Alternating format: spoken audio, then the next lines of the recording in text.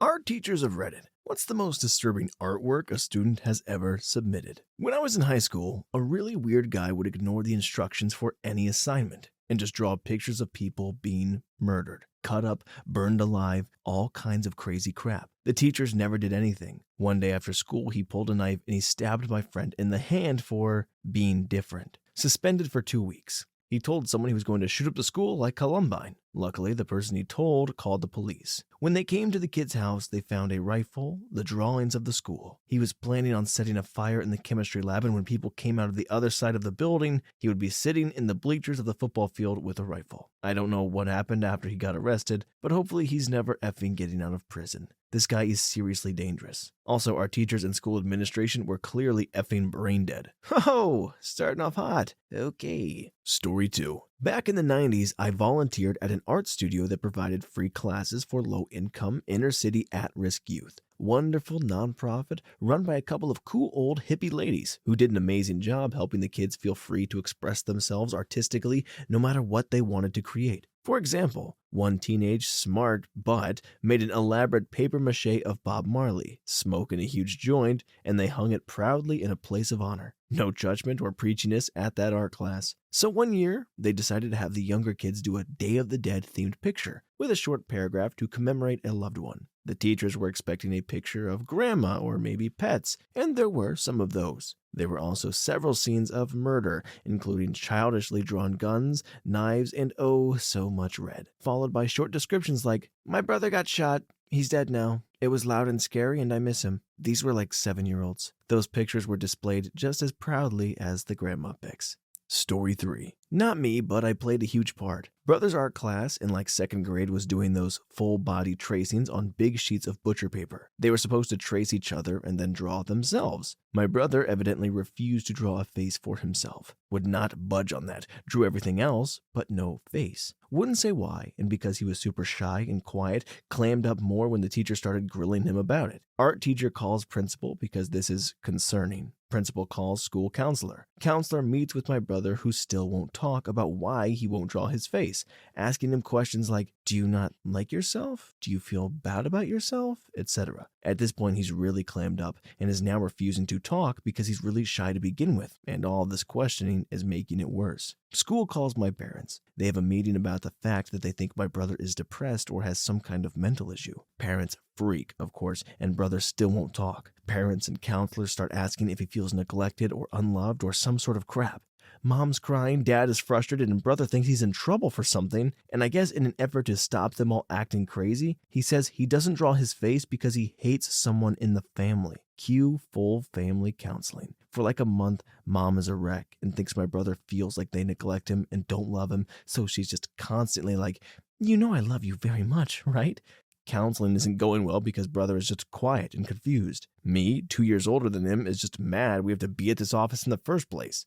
Finally, during one session, brother finally cracks. Doctor asks, "Who is the person in your family you said you hated?" Brother says, "Our cat. She bites me." My mom and dad are stone-faced. Doctor is surprised, but pushes his advantage now that brother is finally talking. "Why didn't you want to draw your face? Do you feel bad about yourself?" "I wanted Angsty to do it. She's a better drawer than me." No psychosis, no early childhood trauma, no mental disorder, just an overly concerned art teacher and a little kid who thought it would be best if his older sister drew his face because she was a better drawer. Story 4. I have an art studio for children and have seen some very interesting artwork produced throughout the years. The 2 experiences I am listing below didn't involve the children's artwork, but they were disturbing all the same. I had a little boy, 5 years old, who always wore gloves and sunglasses. I knew he needed to wear them due to some sensory issues he was experiencing. Although he did get defensive when the other kids asked him about his outfit, he was a sweet kid. One day during summer camp, I saw him sitting on the floor whispering intently into an air vent in German. I had no idea he could speak German. He had only spoken English for the time I knew him. I asked him what he was doing, who he was talking to, and he explained, "I'm communicating with the demons." When I talked to his mom about it later, she told me he doesn't know how to speak German. For a while, I rented out the basement area of a school for my art studio. I had a little boy who pointed to our supply closet and stated, "You're gonna die in there someday." Edit. I myself do not speak German. I assume that he was speaking German. My mother can speak German, and that's what it sounded like. The teaching assistant I had with me at the time also said it sounded exactly like German. I don't know what he was saying. Sorry, folks. Edit 2. When I spoke to his mother, I told her it sounded like German to me, but I couldn't be sure. I think we're a bit too worried about the German. I don't care whether he was speaking it or not, or what language he was speaking. The kid's speaking into the ear vent and told you he's communicating with demons. And then another kid looks at you dead in the eyes and said, "You're gonna die." Oh, I don't care if it was German or not. Let's worry about the English words they're using. I would quit. Story 5. Obligatory not an art teacher, but reminds me of an art project me and my buddy did when we were 14. At the time, art was compulsory, despite the fact that both of us hated it, and neither of us had any talent. So for the project, you had to find a local artist whose work you enjoyed or found interesting, interview them and talk about their methods and all that sort of crap. Us being teenage smart butts decided to completely wing it, whilst also trying to have a laugh with it. My buddy's dad posed as the artist who we named Juan Smith, and his specialty was tiling or something. Our project consisted of us taking photographs of my friend's dad, looking somewhat confused and irritated, beside the tiling in his bathroom, and writing a few paragraphs about how and why we enjoyed his work. All in all, I think our project came to about 3 pages. Nevertheless, we had finished and didn't give a crap about quality or quantity for that matter. We were worried about getting caught and put in the weekend detention, so we hatched a plan to cover our tracks. On the last page of our project, we made an obituary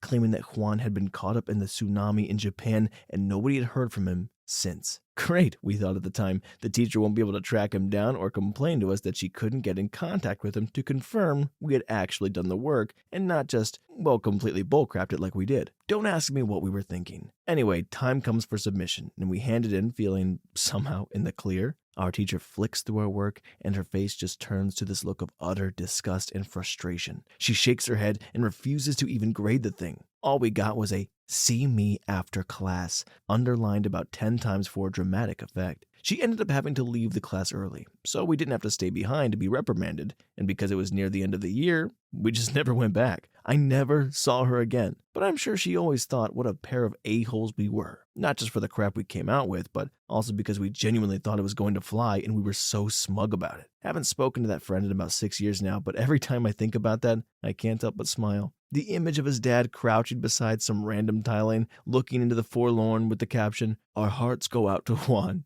To be an effing teenager again, man. Story 6. Not an art teacher, but was a weird kid and drew a weird picture. I remember it pretty vividly for being so young. 3 or 4? I drew a picture of a guy with his pants down, peeing, and a girl in a skirt with a look of disgust on her face. I showed my mom, and at the time had no idea why she was freaking out or why she wasn't telling me she loved it like all my other drawings. It wasn't until writing this just now that I made this connection. I think I drew this as a little kid because at the age above, my mom would take myself and my brother to a lady named Pat's house. Pat was an oldish lady that watched a bunch of kids during the day. One memory I have of that place is a bunch of us kids napping on mats on the floor in a dark room. I was laying there awake. That Pat lady held a pantsless little boy over me, genitals in my face and all. It was only a few seconds, but sadly I don't remember anything else about it or why the F she did it. Edit. To everyone who thinks and or would like to bet money that she was just lifting him up over me because he was laying next to me, he wasn't. He was crying or something from across the room. It's all fuzzy, but trust me, this memory bothers me a little, and I've thoroughly thought it over. There was really no reason for her to do that. Story 7.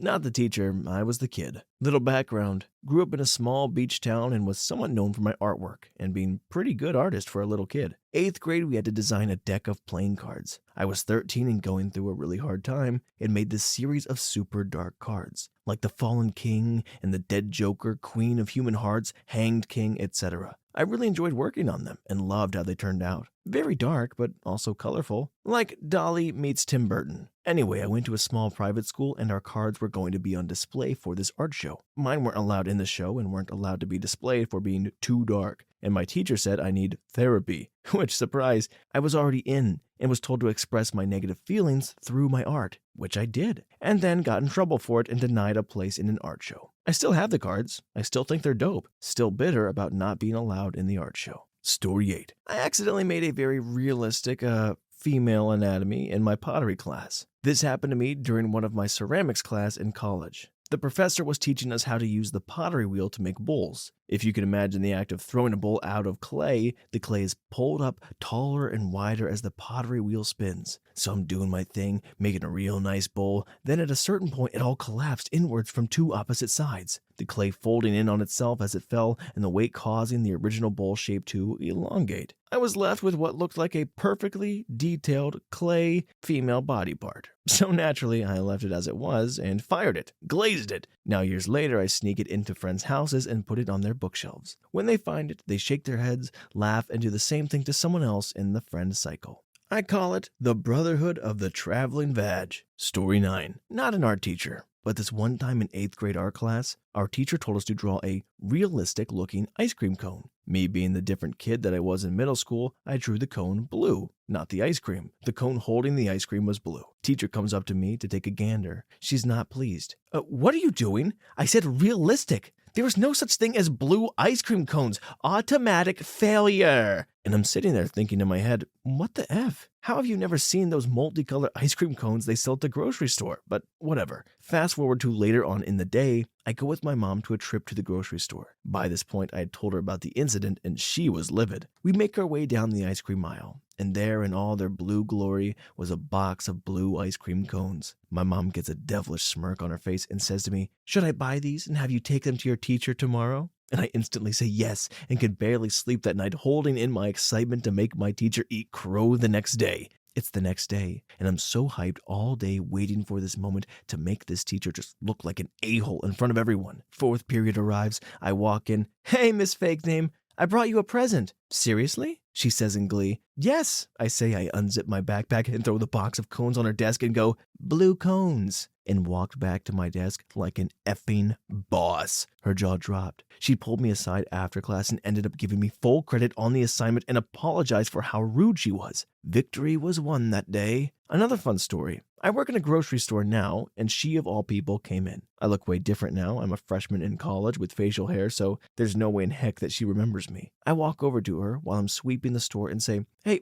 just in case you were wondering, blue cones are on the aisle 10. Her face instantly turned red and said, "Well, I'm never going to be able to escape you." And then she did an awkward laugh and we both went on our merry way. Story 10. It was an amazing dragon. The kid was 5 years old. I had never seen such talent at that age. Serious, protege level art. I work as an English teacher in Japan, and it was during a trial lesson. Kids are nervous, mothers are in the room watching, and I am doing my thing. I had the kids that would finish their writing early, turn over the paper, and draw anything they want on the back while they waited for others to finish. At that age, you need to keep them doing something at all times. I remember just staring at the picture. It was so good, but I had to shake it off and focus. Speaking practice time, I went around the circle asking questions. The little artist was so nervous that when it came his time to speak, he threw up all over himself and the floor. As a teacher, I have seen and dealt with my share of liquids, so it was no problem for me. In my kindest voice possible, I start to comfort the child, telling him, "It's no problem. Don't worry, we can just..." Whack! The mother has jumped out of her chair and starts slapping the boy about the head so hard he falls into his vomit and throws up again. Whack and scream, throw up, whack and scream. For the next 10 seconds, the other mothers and I are horrified to watch a mother beating on her sick child.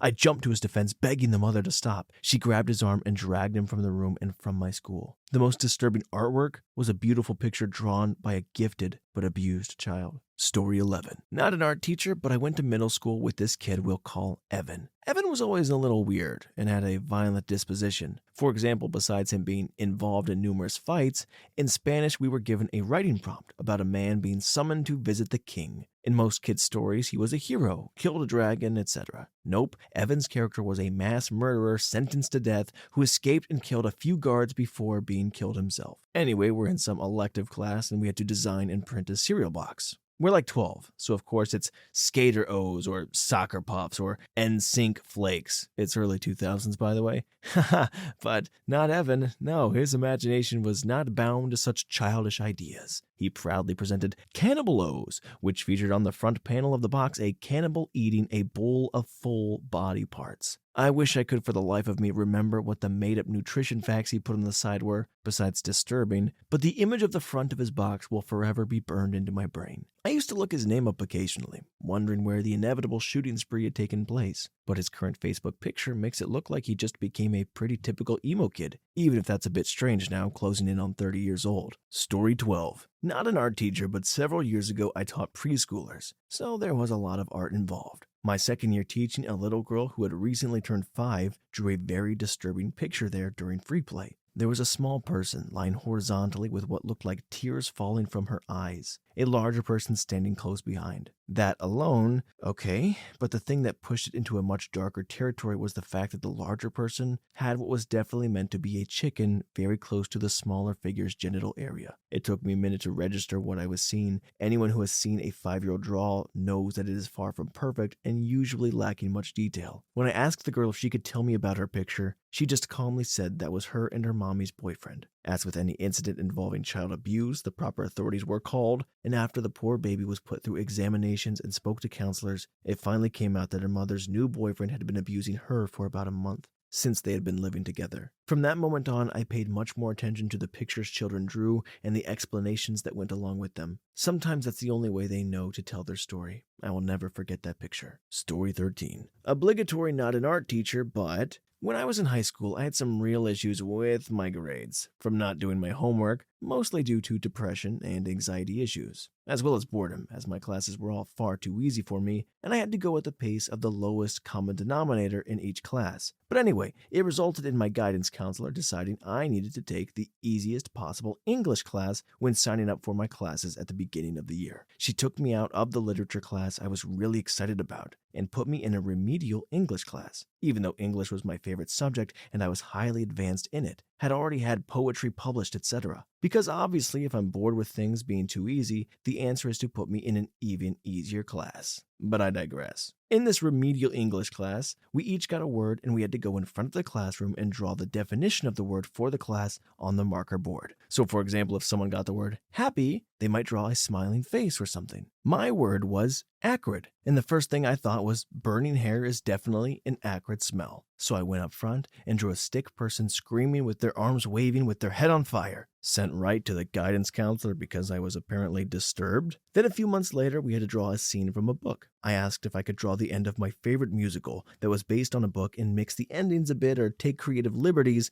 and the teacher said I could. So I drew the ending of The Phantom of the Opera, as he's being hung by the Phantom's magical Punjab lasso while Christine kissed the Phantom to save Raoul. Raoul being hung by the Phantom's magical Punjab lasso while Christine kissed the Phantom to save Raoul. Bam! Back to the counselor because I drew someone committing self-unaliving. I explained the magic lasso, etc., and was told I was wrong. The next day, I brought my copy of the original Gaston Leroux novel, with the pages mentioning the lasso marked and a printout of the Wikipedia page describing it and its use. No apology from anyone involved for calling me a liar. I hated that stupid school, ended up dropping out and going to a charter school instead. Got to do the exact same classes at my own pace with minimal intrusion from anyone else. Graduated in 3 months with straight A's. Story 14. I used to run after-school daycare centers for the YMCA. I had this one kindergartner who I am fairly certain was in the beginning stages of schizophrenia. He had a basically normal older brother in my program too, and good parents. One day we had planned finger painting. We set up easels, got the kids in smocks, laid out Dixie cups with tempura paint in them, and let them go into town. We didn't give the kids any direction on what to paint, told them what to use and how to use their imaginations. Most kids painted a house with a family, a sun in the sky, a dog in the yard. But this kid, whom I will call Joe, painted something completely different. He started by painting a disturbingly perfect outer circle about 18 inches in diameter. I didn't really pay attention to what he was painting until the end. I did notice from behind his easel that he was being very deliberative in his painting. I'd never seen him concentrate so much. When it was time to wrap up, I went by each kid's painting one by one, asked them what they had painted, and praised them individually. Wow, that's an awesome picture of your family, Kelsey. When I got to Joe's painting, here's what I saw. A perfect circle. The circle was completely filled with blacks, with very deep browns and incredibly deep blues. It was just chaos. There were no large strokes. He had basically dabbed every single part of the painting carefully with his fingertip. It was completely random, yet at the same time completely deliberate. It was almost a pointless painting because from a distance it was just a deep black circle. But up close it was a riot of blacks and blues and browns and other deep shades. I honestly did not know what to say. The gosh dang thing just looked evil, I guess. Finally, I asked Joe what it was he painted. This is God. Man, that gave me the effing shivers. This was around 1987, so he's about 35 or so now. And I'm assuming he's in prison somewhere. Story 15. Well, I'll be honest here. I got in trouble in art class for an honest mistake. I'd say it was about second grade. My dad is a World War II history buff, and I grew up watching all these shows, movies, and documentaries about World War II. I began to find the history of the war very fascinating, like my dad. However, being that young, I didn't fully understand everything, and I didn't understand what the swastika was. I swear. At that age, I assumed it was just the German flag. So in art class one day, we had to draw flags of countries. And guess what I drew? A swastika. I assumed it was the flag for Germany. No one noticed until I started walking out the school after class one day with it, and all these parents saw it. And that was the day I learned what that really meant. I swear it was an honest mistake. Moral of the story is, kids don't know better sometimes with what they are drawing, and it is what they are exposed to that they draw. Story 16. I was a fairly good artist at a very young age. Not a brag, part of the story. In third grade, I drew a ninja that looked a lot like Storm Shadow, firing off arrows towards an off-page adversary. The ninja himself was riddled with arrows, including one through the groin. The only colored pencil I had was red, so naturally there was a lot of blood, and it stood out against the monochrome of the drawing. I went to a small private school, and when the uptight teacher saw it, she literally gasped, grabbed the paper, and ran to the principal's office. I got reprimanded,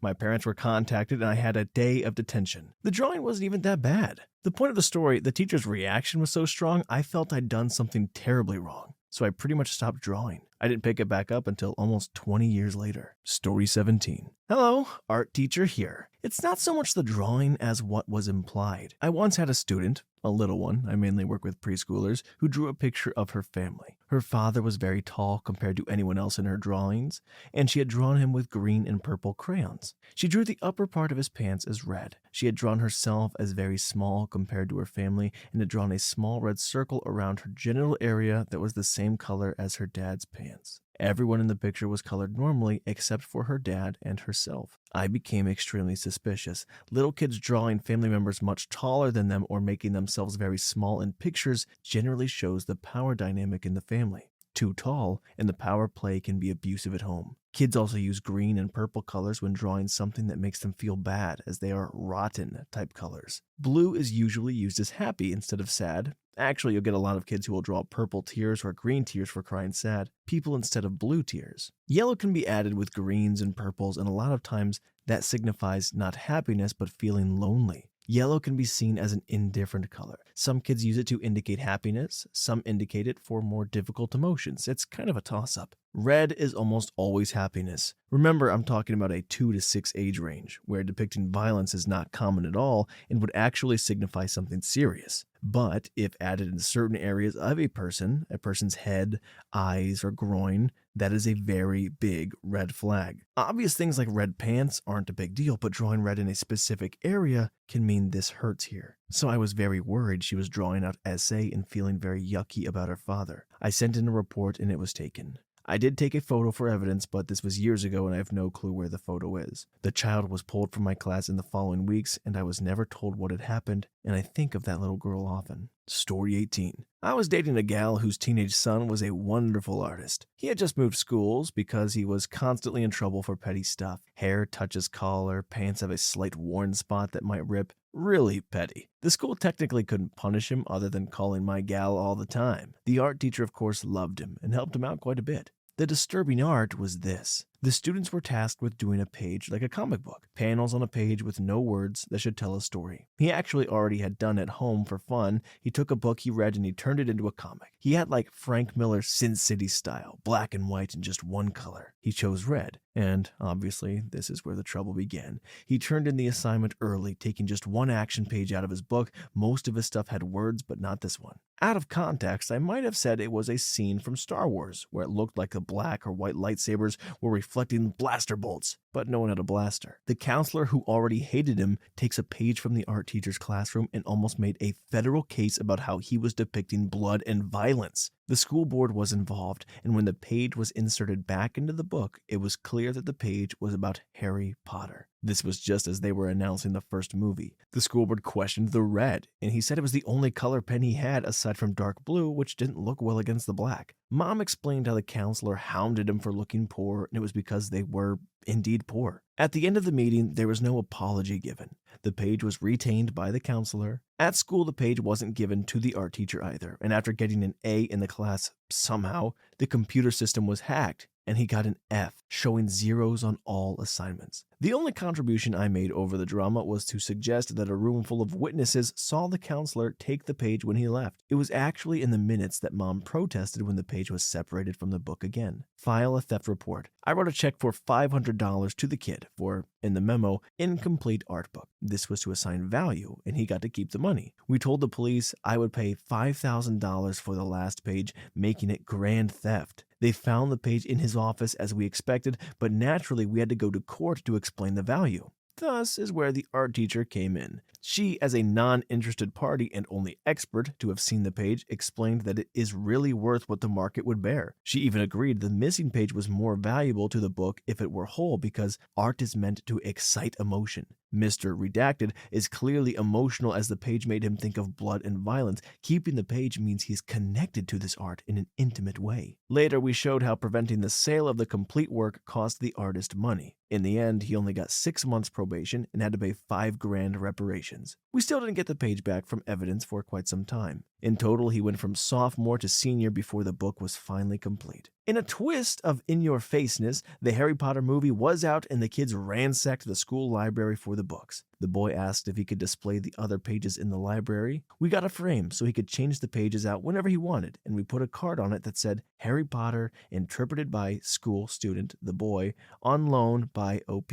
He has long since graduated. I donated the book back to him when it was finally complete. And I know up until the Deathly Hallows, he kept putting his art in the library. Sounds like he's got a real Snape on his hands. No spoilers, by the way, I'm only on the 3rd movie. Story 19. When I was in art college, we had to draw nude models. Most always it was nude women, but this specific day we had a black male. One girl in class threw a fit to our instructor, telling her that she refused to draw the man's chicken. She ended up drawing the whole model, but left a blank spot on the paper where his junk was supposed to be. We all went to break, and when we returned, she let out a scream, shoved all her tools and drawing paper into the air, and ran out of class. I was sitting nearby and picked up her paper, instantly laughed my butt off, and held up her paper to the class, which someone had sneakily drew a giant chicken down to his ankles on her paper. Class thought it was hilarious, but our instructor gave us a short speech on respecting others' property. The instructor said whoever did it should go out in the hallway and looked at me straight in the eyes and go apologize to her. I laughed and I said it wasn't me. At the end of the year when we graduated, her best friend came up to me and told me she had drawn that giant chicken. We laughed, and I've never seen any of them since. Story 20. Not the teacher, the student. In 3rd or 4th grade, we did a unit in one of our classes on those really complicated machines that did very simple things. I forget what they're called. Anyway, as a project, the teacher had us draw our own. Well, bacon was, and still is, one of my favorite foods, so I made a bacon machine. The way this machine worked, you put a cat or dog on a treadmill, which would turn a conveyor belt, which would cause a pig to fall on a bunch of knives.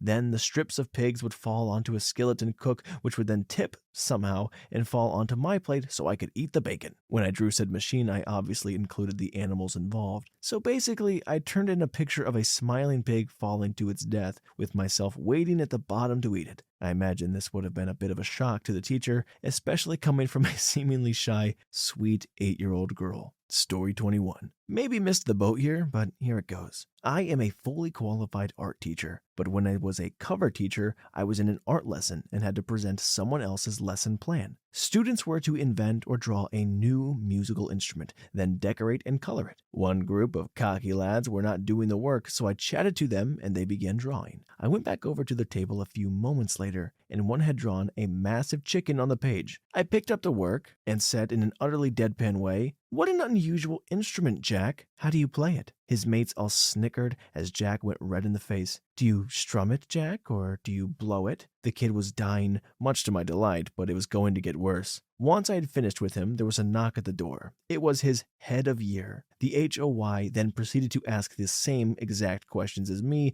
Most of the class was now involved in hilarity, but could it get worse? As if telepathically, the HOY and I said in sync, "This is excellent work, Jack. Let's send it home so your mom can see." Story 22. In middle school, I wrote a poem called "The Boy That Was Too Small." I thought it was super artsy and full of teen angst. I was going to submit it for a writing award. I was so proud. My parents said they got a call from my teacher and they needed to go talk about my poem. I was so happy I thought for sure I was getting an award. They get back from the meeting and sit down with me, kind of annoyed, and start asking me questions about the poem and about how I feel in general. I was very confused and my dad finally blurted out, "Why would you write such a depressing poem? If you are sad, you know you can talk to us," which made me more confused. They pointed out a few parts of the poem where I wrote that the boy was sad and was on a tall building, to which I responded, "Did you read the whole thing? The last stanza is about how he's happy with the way life is. I'm totally fine and not going to unalive myself, guys." My parents said okay and left the room. My teacher, who freaked out about the poem,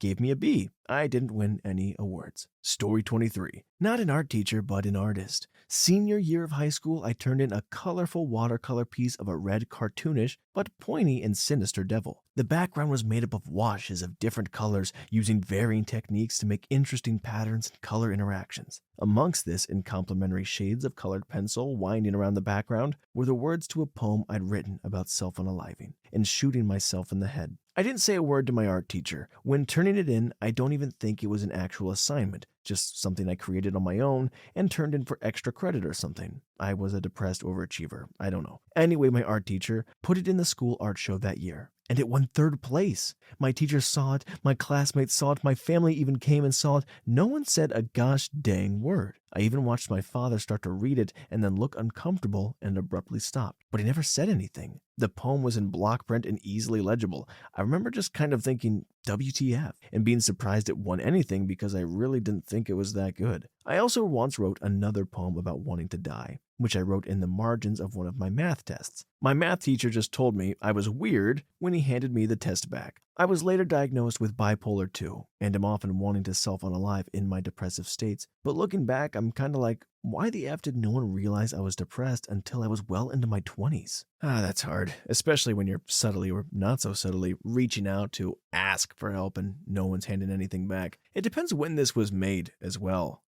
I feel like it wasn't until the last 5 or 10 years where mental health became as prevalent as it was. A lot of parents just kind of went, "You're not depressed, don't say that." Everyone wanted to avoid the issue entirely, which, made it a lot worse. Obviously, we know a little bit better now, so if you are struggling, you want to go find the help you need. Story 25. Not a teacher, but I guess I can imagine what they thought. When I was in high school, 25 years ago, we had a writing project in English class. We watched one segment of the movie Cat's Eye called Quitters. In it, a man signs up with a company to help him quit smoking. After we watched it, we were given the assignment of writing a story about someone trying to quit something. As a 17-year-old who read a lot of Stephen King, Dean Koontz, and Clive Barker, my story came out a little dark. I wrote about a serial killer who killed and ate people's hearts to gain their power with the ultimate goal of killing a pregnant woman and eating the heart of her and her unborn baby, as the baby's power was yet untapped. After doing that, he comes to the realization that a baby's heart wouldn't give him the most power, but his own heart would. He then quits killing people while he prepared himself to consume his own. The story ended with him trying to cut out his own heart.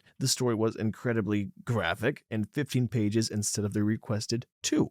A couple of days after turning it in, I was called into the guidance counselor's office and I was met by him, the vice principal, and my English teacher. They were obviously very disturbed by the story and wanted to ask if I was okay and if things were okay at home. I told them things were fine and listed books that I had recently read. They were like, okay, and let me go. I got an A+ on the story, by the way, and the English teacher was super supportive of me writing more. I do wonder how things would go if I wrote the same story in school today. Story 26. Maybe a little off topic here, but relates to kids' artwork. Recently, I was walking home with my girlfriend and was stopped by these 3 kids outside their home. "Excuse me, sir, would you like to buy some of our artwork for 5 pence?" said the oldest kid, who must have been around 7 at most. His sisters were around 5 or under. I thought it was pretty sweet, so ended up giving the kids a couple of pounds for a picture of a butterfly, which was on a piece of bright green paper drawn rather messily with a blue crayon. The kids said to me that because I was their best customer, I could get a bonus piece of art from the lucky dip draw.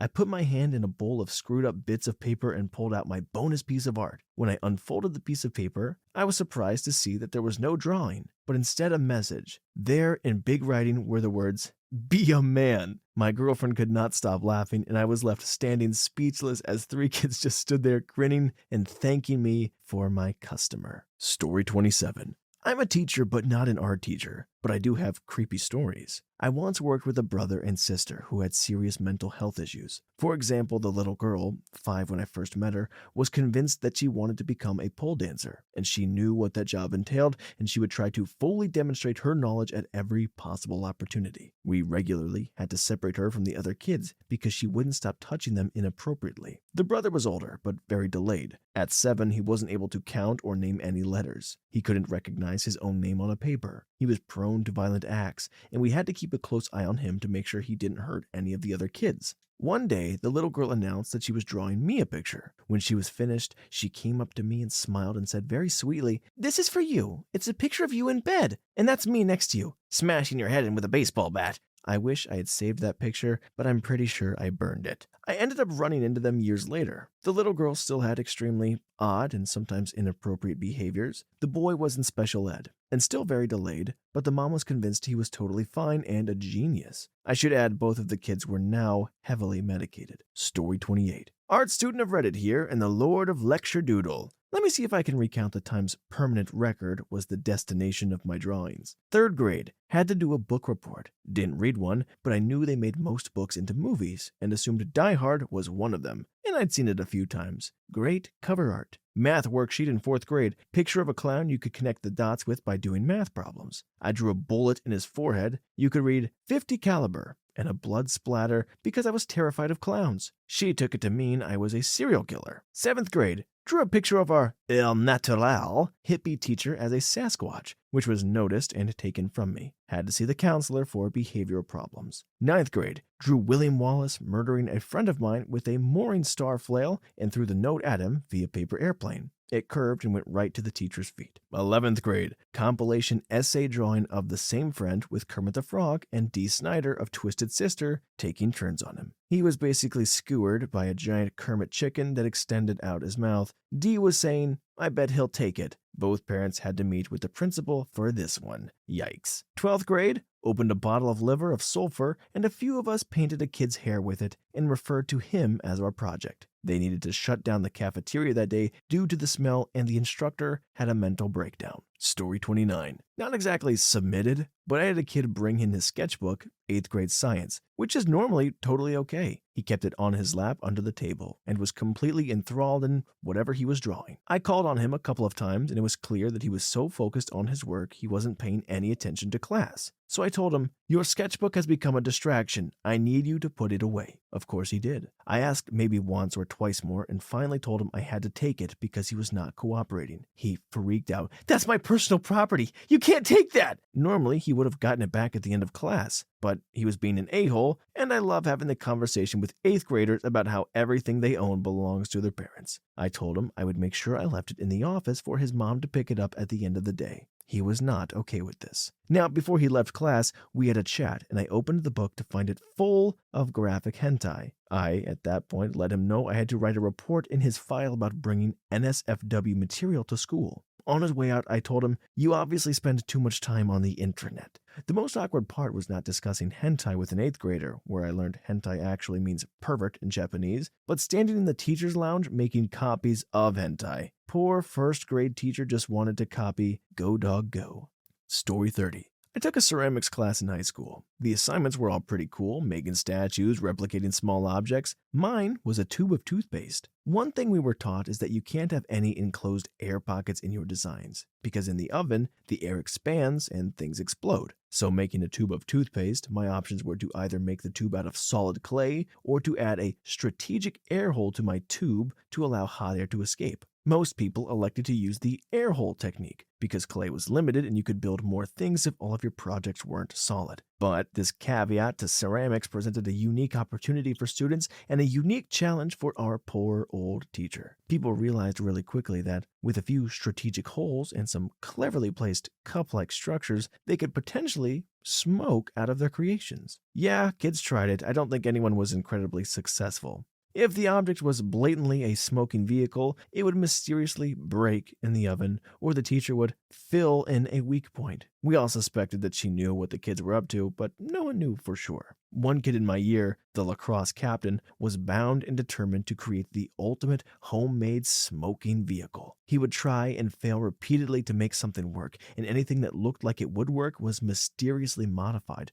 presumably by our teacher, before it went into the kiln. The mods could have been random chance, a small crack here, a hole collapsed there, a bowl portion broke off, etc. One evening, I was meeting with the art teacher about an unrelated class trip she was in charge of. She was unloading the kiln. It was statue day. We had to make statues out of a large comb base. We were advised to make certain parts removable for easy transport. She gets to the lacrosse captain statue and she's shaking her head, clearly stumped as to how he could possibly turn this into paraphernalia. Then she pops the head off. I can't see inside the statue, but she just lets out a, "Oh, you son of a female dog!" I peer over the rim, and inside is a masterfully crafted, fully glazed bowl complete with carb and mouthpiece suspended inside the statue on little metal stilts used generally for keeping flat glazed objects from melting to the kiln. This mother effer has been pulling this crap all year, and he's lucky I've got a sense of humor, but I can't let him keep this. She yanks the piece out and moves to toss it into the trash, but hesitates, glances the piece over,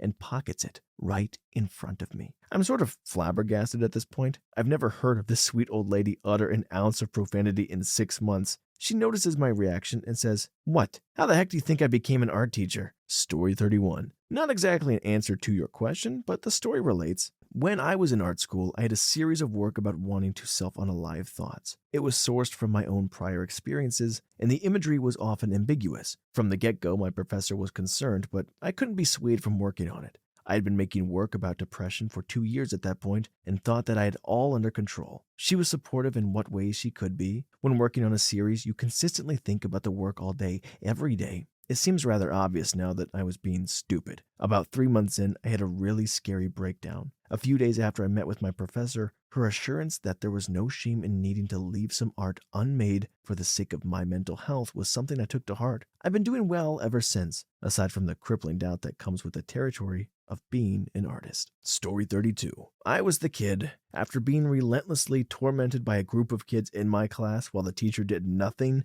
and then getting yelled at by the librarian for being in the bathroom for too long because I was crying, I ended up having a huge mental breakdown and a screaming fit in my gym class at every individual kid and told them why I hated them. This breakdown lasted at least 10 minutes of me just ranting and crying because of the terrible crap these kids have done, full detail in front of the teacher. Very soon after I stopped, I was sat down in front of the principal, who immediately handed me a piece of paper and told me to draw my feelings. I was 10 and immediately felt super patronized and even more upset that no one in the school was listening to me scream that I was being bullied. So I drew myself stabbing the principal with a knife. I only had one black marker though and wasn't exactly peaking artistically, so I don't think she actually caught on that it was her or what the picture was of. I did eventually get into therapy in university and am actually pursuing a career in comics. So apparently that picture was kind of the start of my career. Story 33. Not a teacher, but in middle school I was furious with my math teacher, Mr. Rice. He had given me an extra project, trying to be nice, since he saw I was bored and I was upset about how he graded it. So in art class, I drew a hugely complex graphite drawing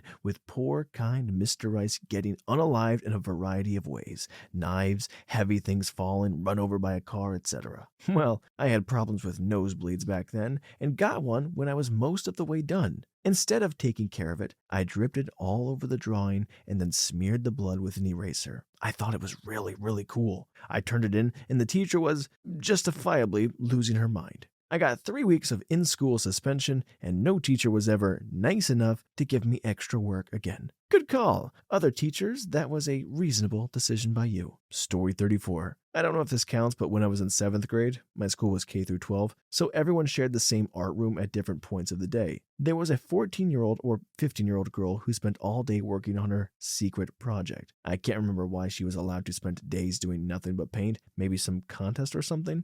Anyway, no one interrupted her. No one went to check on her until the day came when she revealed her painting to her class. I didn't see it, but apparently it was a very realistic piece of herself, completely unclothed, and self-massaging pretty intensely. Could just have been rumors, but the faculty's and parents' reactions make me think it was real. Her being underage, this freaked out a lot of people, made them wonder if she was unclothed in school while painting for inspiration since she was left alone for so long. Notes were sent home to parents, announcements were made that no student could be alone for more than a few minutes at a time anymore, policies were changed. I understand why people freaked out about it, but it was just a painting. The poor girl probably felt like a failure after that, despite being probably the top artist in the school. Story 35. When I was a young kid, we had to do a project, which was to draw symbols we recognized. I had a big A3 piece of paper and loved to draw, so was really enjoying the work. I did a peace symbol, a yin and yang, and whatever other symbols I had probably seen in my older sister's room in the early 90s. My favorite symbol of all by far was one I had seen somewhere. That was a red square with a white circle in the middle, with black symbols inside of it. It looked so striking and the colors were cool,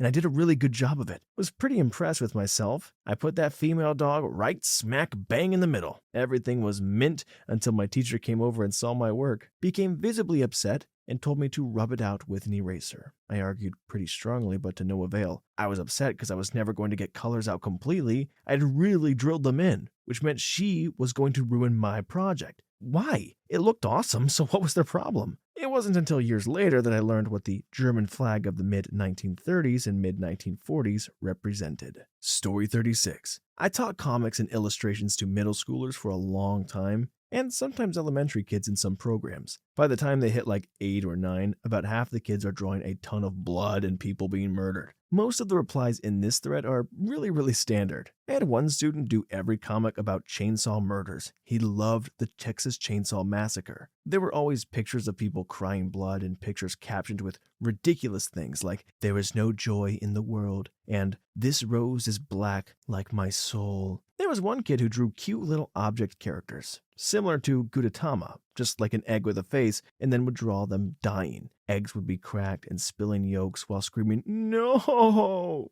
For example, we also ran jam comics, which is when a student drew a single panel, passed it to the next person to draw the second panel. There was one class where out of 28 6-panel jam comics passed in a massive circle, exactly one had the character from the first panel survive. These weren't disturbed kids either. It was an expensive program, and the vast majority were privileged white kids from the suburbs who were just going through their preteen to early teen edgelord phase. The one incident that actually sticks out, however, was this one student out in a rural area. She was probably about 11, and they were making characters and writing short descriptions. Her 8 characters included an alcoholic, a pregnant 9-year-old, a 12-year-old girl in a relationship with a 2-year-old girl, and crap like that. It was a little horrifying, to say the least. She was a bit of a weird kid, and it seemed like she was doing it for attention, I think. I only had a 2-hour workshop with her, and the head of the program was completely unconcerned, so nothing ever happened about it. Story 37.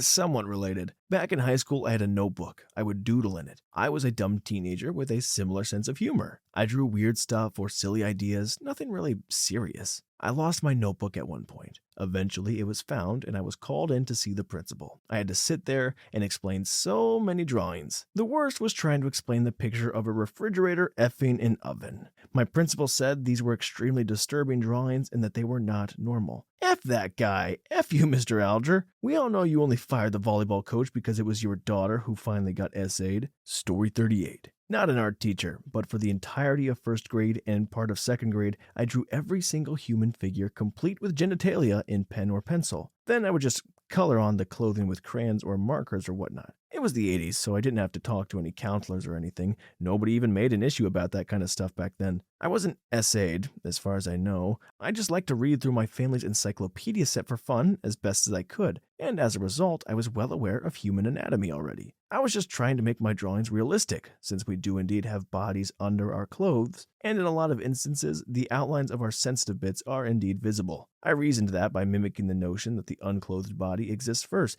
then we put on clothes after. The process would result in better art, I thought. I can only imagine the crapstorm such a thing would cause these days. When I began to understand that people associated visible genitals with shame, they naturally stopped making an appearance in my drawings. Story 39. Not disturbing, but more confusing. 5-year-old presented me with a photo of a full-on unclothed bald man. Only place of hair was his nipples. When I asked why, he responded, "So he won't be cold." I couldn't argue with him, but could only recommend that he give him clothes too, just in case. Clarification and edit. 1. Yes, I meant drawing, not photo. Thankfully, I commented quickly. 2. I wish I took a picture, but this was during an art camp and they have a strict no cell phone electronic device policy. Even the campers can get in crap for taking out their phone unless strictly given permission to use it for reference. This is especially enforced with small kids. Even with extreme background checks, you can never be too careful. 3. I taught art at 3 different places for 4 years before I began my current, and thankfully, full-time job. 4. Other things I've seen. A child paint a horse with legs that looked like chickens. Several adults at different times lick their paintbrush out of curiosity. Teachers refuse to have male students use purple or pink since they are girl colors.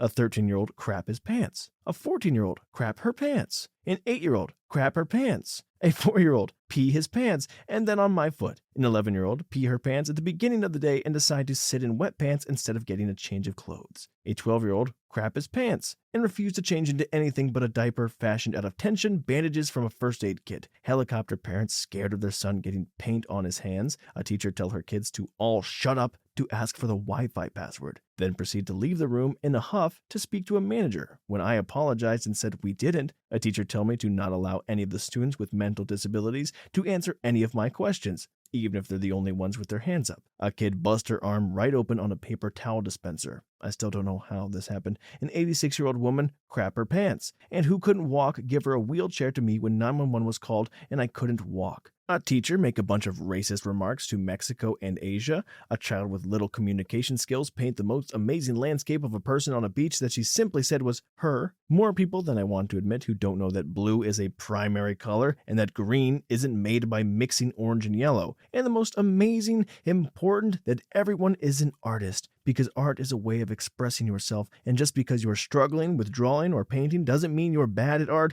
You just simply aren't using the right tools for you. I was waiting for a period, but it never came. It was one long run-on sentence full of a lot of people crapping their pants in art class. What's going on over there? Story 40. I was an art teacher at a violence against women shelter. I worked with kids of all ages, and sometimes if they didn't want to do art, they would read or play with the toys or color. One day a 4-year-old wants to read me a book. He can't read, but I say sure, why not? A few minutes in, I realize he's telling me the story of his mom having a meltdown the morning he was evicted and the police came to his apartment. He's just flipping pages, casually telling the story, somehow relating it to this book. Although it may not be so disturbing, it was really sad. Another time I told this kid to paint whatever he wanted, and I just found out that he had been essayed for years. He painted the word hope. I hung it up. Not disturbing, but that hurt something in me and has stayed with me for years. Edit. Didn't realize some people thought they were the same kid. The kid who did the hope painting was 11. The kid who read me the story was 4. Story 41. I was in a fraternity in college. Lived in the fraternity house for 2 years. Best time I never want to have again. Anyways, next door to our fraternity house is a kindercare. Yeah, I don't know why they did that, but they did. Anyways, my senior year, one of our fraternity brothers died when he crashed his motorcycle. We don't know how he crashed, but he did, hit his head and died. Apparently he was unconscious till he got to the hospital and crashed when they put him in a medical-induced coma. As a kind gesture, the daycare ladies made the kids write us cards and delivered all of them to us. I don't think the teachers looked through all of them because some of them were kind of brutal. Keep in mind these kids are like preschool age to kindergarten. One of them was simple but cold. On the front it said, "Hey!" and then you open up the card to a drawing of a watch and the bold words, "Time limit." We were shocked, to say the least. There was a lot of confusion on whether or not we were being threatened by a 6-year-old. Another one drew a picture of our house and it looked like a legit prison. Bars instead of windows and everything. Another one said, "I hope your friend stops being dead or else you'll never see them again." That one was quite disturbing. And that's all I can remember for now. I'll text a couple of my buddies I still keep in touch with and see if they can remember more. Story 42. A bit of an anecdotal entry. My mom is an educator. She told me of a student she had who admitted that he had once been sent to the school psychiatrist. You see, he drew all of this crayon drawings in black. House and families, done in black outline. Animals and oceans, black. Grass and plants, black. Mick Jagger had nothing on this kid. As it turns out, this kid wasn't a sociopath. He wasn't depressed and angry. He didn't want to kill his parents. No, he was just totally colorblind, and his table mates at art class always stuck him with the black crayon and hoarded all the colors for themselves. Since he couldn't tell the difference anyway, he was more than happy to oblige. Edit. Ow, my inbox. I can't spell well sometimes, especially when it's late and I'm tired. It turns out the word spelling is apocryphal. Oops. Thanks for the pointers. I've had numerous other people question the validity of the story in the kid's colorblindness. Like I said, this is a story that's basically been told through 3 people, so I can't verify its validity. But my basic understanding was this. Kid was 100% colorblind, could only see white, black, and shades of gray. His kindergarten class organized art into table groups that required them to share crayons. His friends always gave him the black one, while they hoarded all the other colors. Story 43. I've been teaching art for 9 years. The most disturbing image I've ever run across was from a 5-year-old who was visiting our campus for the day to see if our school was a match for him. He joined our 1st grade class, and I had assigned our students to create an environment around an object that I'd cut out and pasted onto a blank sheet of paper. The objects were from home and living magazines, so the images were mostly food, furniture, animals, cars, etc. The child who was visiting was given a paper with an antique bathtub glued onto it. This kid proceeded to draw a person being murdered in the bathtub with people looking in through the bathroom windows, smiling at the murder. The image was pretty insane. When I asked him about why he drew this, he said, "This is the kind of stuff I like." I told him that I was going to keep it and give it to his mom when she came back to pick him up. As class was ending, he swiped the drawing off my desk, crumpled it up, and threw it into the boys' bathroom trash. I pulled the drawing out of the trash, showed it to our school dean, and explained what happened. Thankfully, he wasn't admitted to school that year. Story 44. Not a teacher, but I am the legal guardian of my nephew now for reasons that will become obvious. I used to pick him up regularly from his infant school as his mother, my sister, is a waste of space. One day his teacher pulled me to the side and pulled out a picture he had drawn. Took me a moment to realize what I was seeing before it focused into a picture of a woman with blood around her and needles scattered around. Teacher was very concerned, and I mean borderline calling police and social services and not letting him leave with me. I asked my nephew, who was about 6 at the time, what this was about. He explains that this is what his mommy looks like most nights. I break down crying, the teacher breaks down crying. I call social services myself from the headmaster's office. They place him in my care as temporary measure and investigate. Turns out my sister had started to take hard drugs via needles and accidentally broke a vein one night, hence the blood. 6 years later, I don't know if she is clean, but my nephew lives with me and my family as if he is my own, and he has never been happier. His now former teacher is a good family friend and regularly comes around and brings her kids. Update, edit. Well, thank you for the overwhelming support. Obviously, there will be people with views from the other side, and I do agree with them to a degree. My sister was trouble before she started on the drugs and spiraled her life out of control. We did try and help her, but anything we tried was met with anger and abuse unless it was money, food, or gifts that she could sell or swap for drugs. This went on for a few months before the school incident put it over the edge for me. My nephew did miss meals or go to school in dirty clothes a couple of times before the drugs were involved. And each time it happened, I would take him to my home with my wife and kids and make excuses for my sister's behavior. We would help by having him for a few nights and get him new clothes, make sure he ate, paid for his school dinners, etc. In the end, it was hurting him more doing these things than sending him back to her to start again a few weeks later. Please remember, this was a 5 to 6 year old boy who had to learn that sometimes mommy couldn't feed him when he got home because she didn't care enough. I have honestly tried to make her a part of his life, but was met with almost complete disinterest. Story 45. When I was around 9 or 10, my parents forced me to attend a private religious school. And I mean, it's one of those extremist religious schools where they try to scare you into believing. So as you can imagine, religion was ingrained in pretty much every aspect of the curriculum. We were told to paint our depiction of said God we were supposed to believe in. It wasn't all too surprising that a large portion of these kids, along with myself, portrayed terrifying, menacing depictions of a God surrounded in fire, death, and decay. Some of the kids even drew God throwing them into a pit of fire. I think there were only 1 or 2 kids who actually had a positive illustration. There was a pretty big crap storm about it within our school. We didn't even realize what we were doing. We were just mimicking the stories we were told. Edit.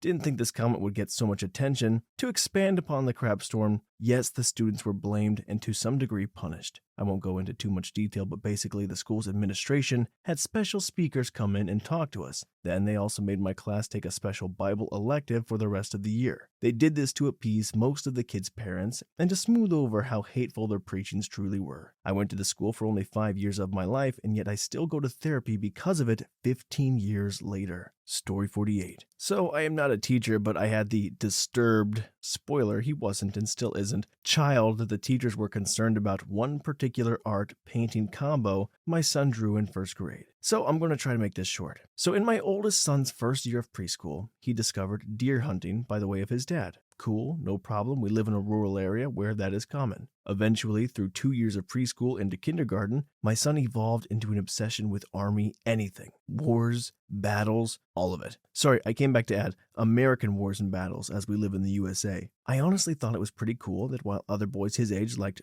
dinos or Superman, whatever, my son loved to read about the American Revolution or the Battle of Gettysburg. The more detail, the better. Not necessarily about the death or dying, but he was very interested in the different uniforms, the medals, saddles of the horses, what they ate, that kind of stuff. Okay, so flip to week 3 of first grade. I get a phone call that I needed to come to his school immediately. They said my son was fine, but it was extremely important. So I rushed there while trying to get a hold of his father, which proved hopeless. I get to the school and walk in the office and immediately know something's off. In the vice principal's office is where we converged. Art teacher, his teacher, principal, VP, my son, police officer, and school counselor. So I immediately go into mom freakout mode. Talk was exchanged. I gathered that my son made a painting or drawing that concerned the teachers, that this may be something going on at home. So I said, okay, let's see the picture. It was very clearly, to me immediately, and to the rest after I said it, that what he drew and painted was a battlefield scene, complete with a hospital tent that had severed limbs, people shooting, being stabbed with bayonets, blood everywhere. As good as a first grader can paint and draw, which wasn't great, obviously. Holy crap, I had to just take a deep breath as I looked at it. He's 10 now, still loves Army, Navy, Marines, wars, and still loves to draw. But if that wasn't the scariest 15 minutes of my life, whew. Story 49. I know this will be buried and it's sort of the opposite of the OP's question, but I'll answer anyway. I lived in Long Beach, California until I was 10. When I was in first grade, we had a field trip to Bolsa Chica, a local and ecologically important wetlands. When I was in the first grade, we had a field trip to Bolsa Chica, a local and ecologically important wetlands. For most children, the highlight of the trip had been the lone sandpiper we saw, with its long legs allowing it to see above the grasses and its large feet and small body weight making it hard to detect. After returning from our field trip, our assignment had been to draw what we had seen. Most drew the sandpiper, a few more, some other small animals, but I drew what I had seen for most of the trip, black sand and a few long grass stalks. The next week, my mother was called to a parent-teacher conference. I normally was top of my class in most things, so she was a bit surprised. My teacher let her know I had done a drawing that may indicate developmental disabilities or abuse and showed her my drawing. My mother's response was that marshes were dark and sparsely vegetated, and there was nothing wrong with my drawing because that is what I saw. My mom is not particularly maternal or nice, but her standing up for me was one of the great moments in my childhood. Story 50. Student here with disturbing art. In 8th grade, I read Stephen King's Apt Pupil story, which, spoiler warning, is about a kiddo who takes an interest in World War II, and more specifically, the Holocaust. His neighbor turns out to be a war criminal who ran Patton and was head of some messed up stuff. The old man wants peace, but the kid blackmails him into telling the kid everything that happened there. They both blackmail each other over the years and ruin each other. They secretly are friends and need one another in a sense, but at the same time, they want to murder each other too. Old man returns to his Nazi ways, practicing on animals and eventually hobos. Kiddo feels nothing, kills homeless people secretly too. Eventually the kid snaps and just starts shooting people. This is a very fast version that doesn't do the story enough justice. End of spoilers. Now the story in the whole book, different seasons, which I still greatly enjoy, left quite the impression on me. I usually adopt the mentality of the characters of the books I read. Frankenstein and Heart of Darkness made me so weird as a person until I picked up the next book. In art though, my Todd and Dussender, apartment people characters, really shines through, and I drew this massive picture of like a World War II era gas mask that bled and cried green toxic and gas through the eye holes. The mask also dripped green stuff. While this was a cringy awkward phase, I still had the decency, I guess, to not draw like blood or gore. It had a cartoony vibe to it that I guess didn't make people question my sanity. There was a barbed fence in the background that I added because I thought of when Magneto was taken from his mom in X-Men 1. I just had a shadowy figures on the other side of the fence though. Story 51. I'm not sure if I would call this submitted artwork, but I teach 100% at-risk high schoolers in the inner city. We take the worst of the worst, been kicked out of every school, in and out of jail. We even take kids who have been kicked out of other alternative schools. If they are here, it's because they have nowhere else to go. I love my job to death, but just giving you a bit of my background. So my first year teaching, I had a student who was, at best, unstable, and at worst, completely off the charts crazy. Like seriously needed more help than we could give her, unfortunately. She was pleasant enough, but was known for going into fits of rage, talking to herself, hurting herself, threatening people with sharp objects, etc. Her biggest quirk was that she always drew a Star of David on every single assignment before she turned it in. Being a Jew, I thought it was pretty interesting that she kept doing that. So one day I pulled her aside and asked her why. The conversation went something like this. Hey, can I ask you something? Yes, of course. I noticed you keep drawing this Star of David on every paper you turn in. I was just wondering if there was any reason why. Oh, yeah, I am really into Satan. I love him and I keep trying to summon him with it. Seriously, that's what went through my head as I stood there stupefied. After I composed myself, I asked her politely to quit drawing that on her papers. She did, but then she started drawing it on the desks and chairs. The last one I saw was a Star of David with 666 written inside of it. Side note, she eventually got the mental help she needed when she was committed after she stabbed one of our parapros in the head with a lead pencil and broke it off inside his skull. Story 52. First grade.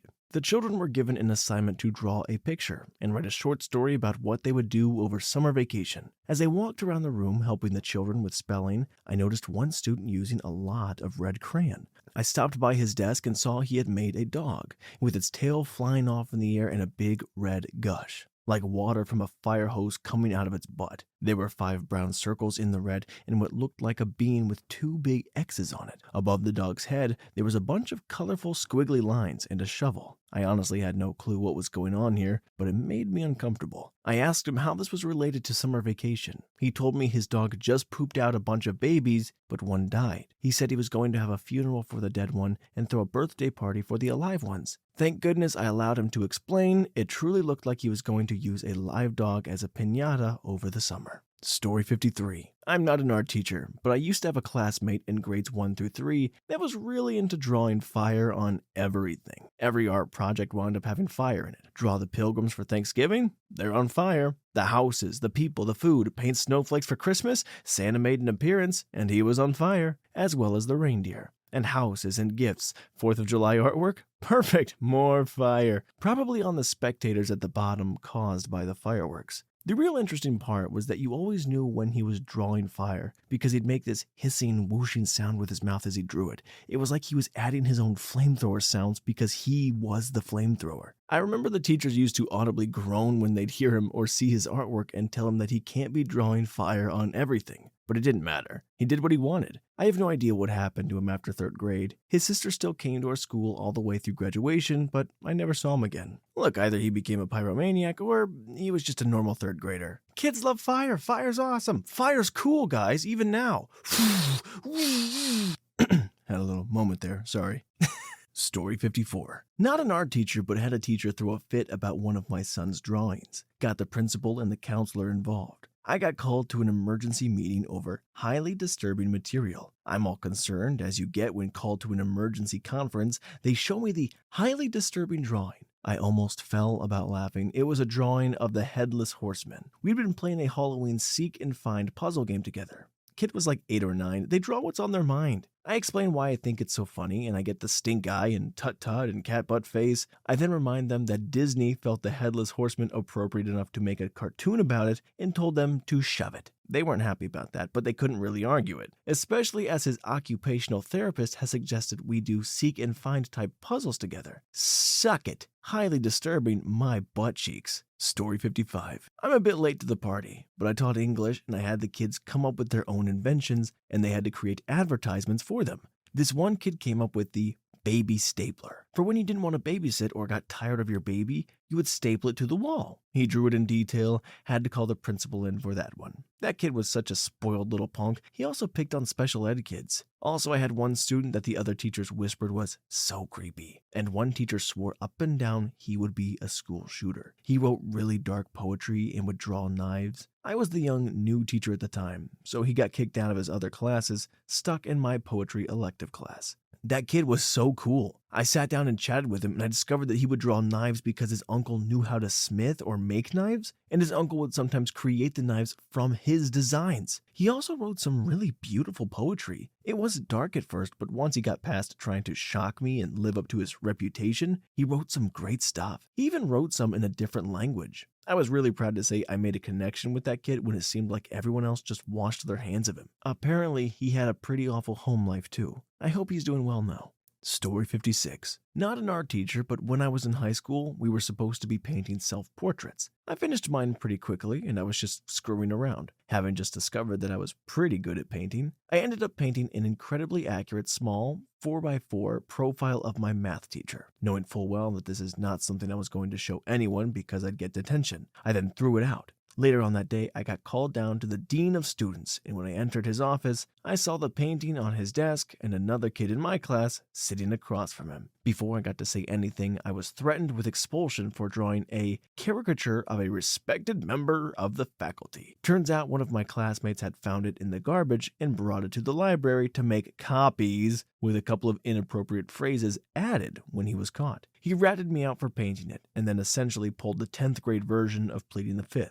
I had to explain to the dean that I had just started learning how to paint, and that's what started out as just shapes and colors sort of became a pretty good likeness of the teacher. I had thrown the painting out because I knew the painting likeness of the teachers without their permission was not a good idea. My co-conspirator confirmed that he took it out of the garbage, and I was finally let go. Pretty sure the kid was suspended. I was not allowed to paint portraits anymore in class though. Story 57. When I was a first-year art teacher at a high school, there was a student whose family managed to immigrate to the US. She was a 15-year-old freshman, spoke perfect English, and was a very capable artist. I could tell she had some problems going on in the background, but she never talked about whatever it was. We had been finishing up a series of lessons about facial proportions for drawing self-portraits, and instead of turning in a self-portrait of herself for her final project, she turned in a pair of portraits of two Middle Eastern males, one young and the other much older. Confused, I asked her about them. Apparently, the younger man was her current boyfriend that she was keeping a secret from her parents. They had been seeing each other for at least a year, and she was madly in love with him, but her parents would never approve of their relationship because the portrait of the older man she had drawn was a guy in his 40s back in Pakistan that they were setting her up into an arranged marriage with. She desperately didn't want to marry this man after she graduated high school and wanted to be with the other fellow who was her age.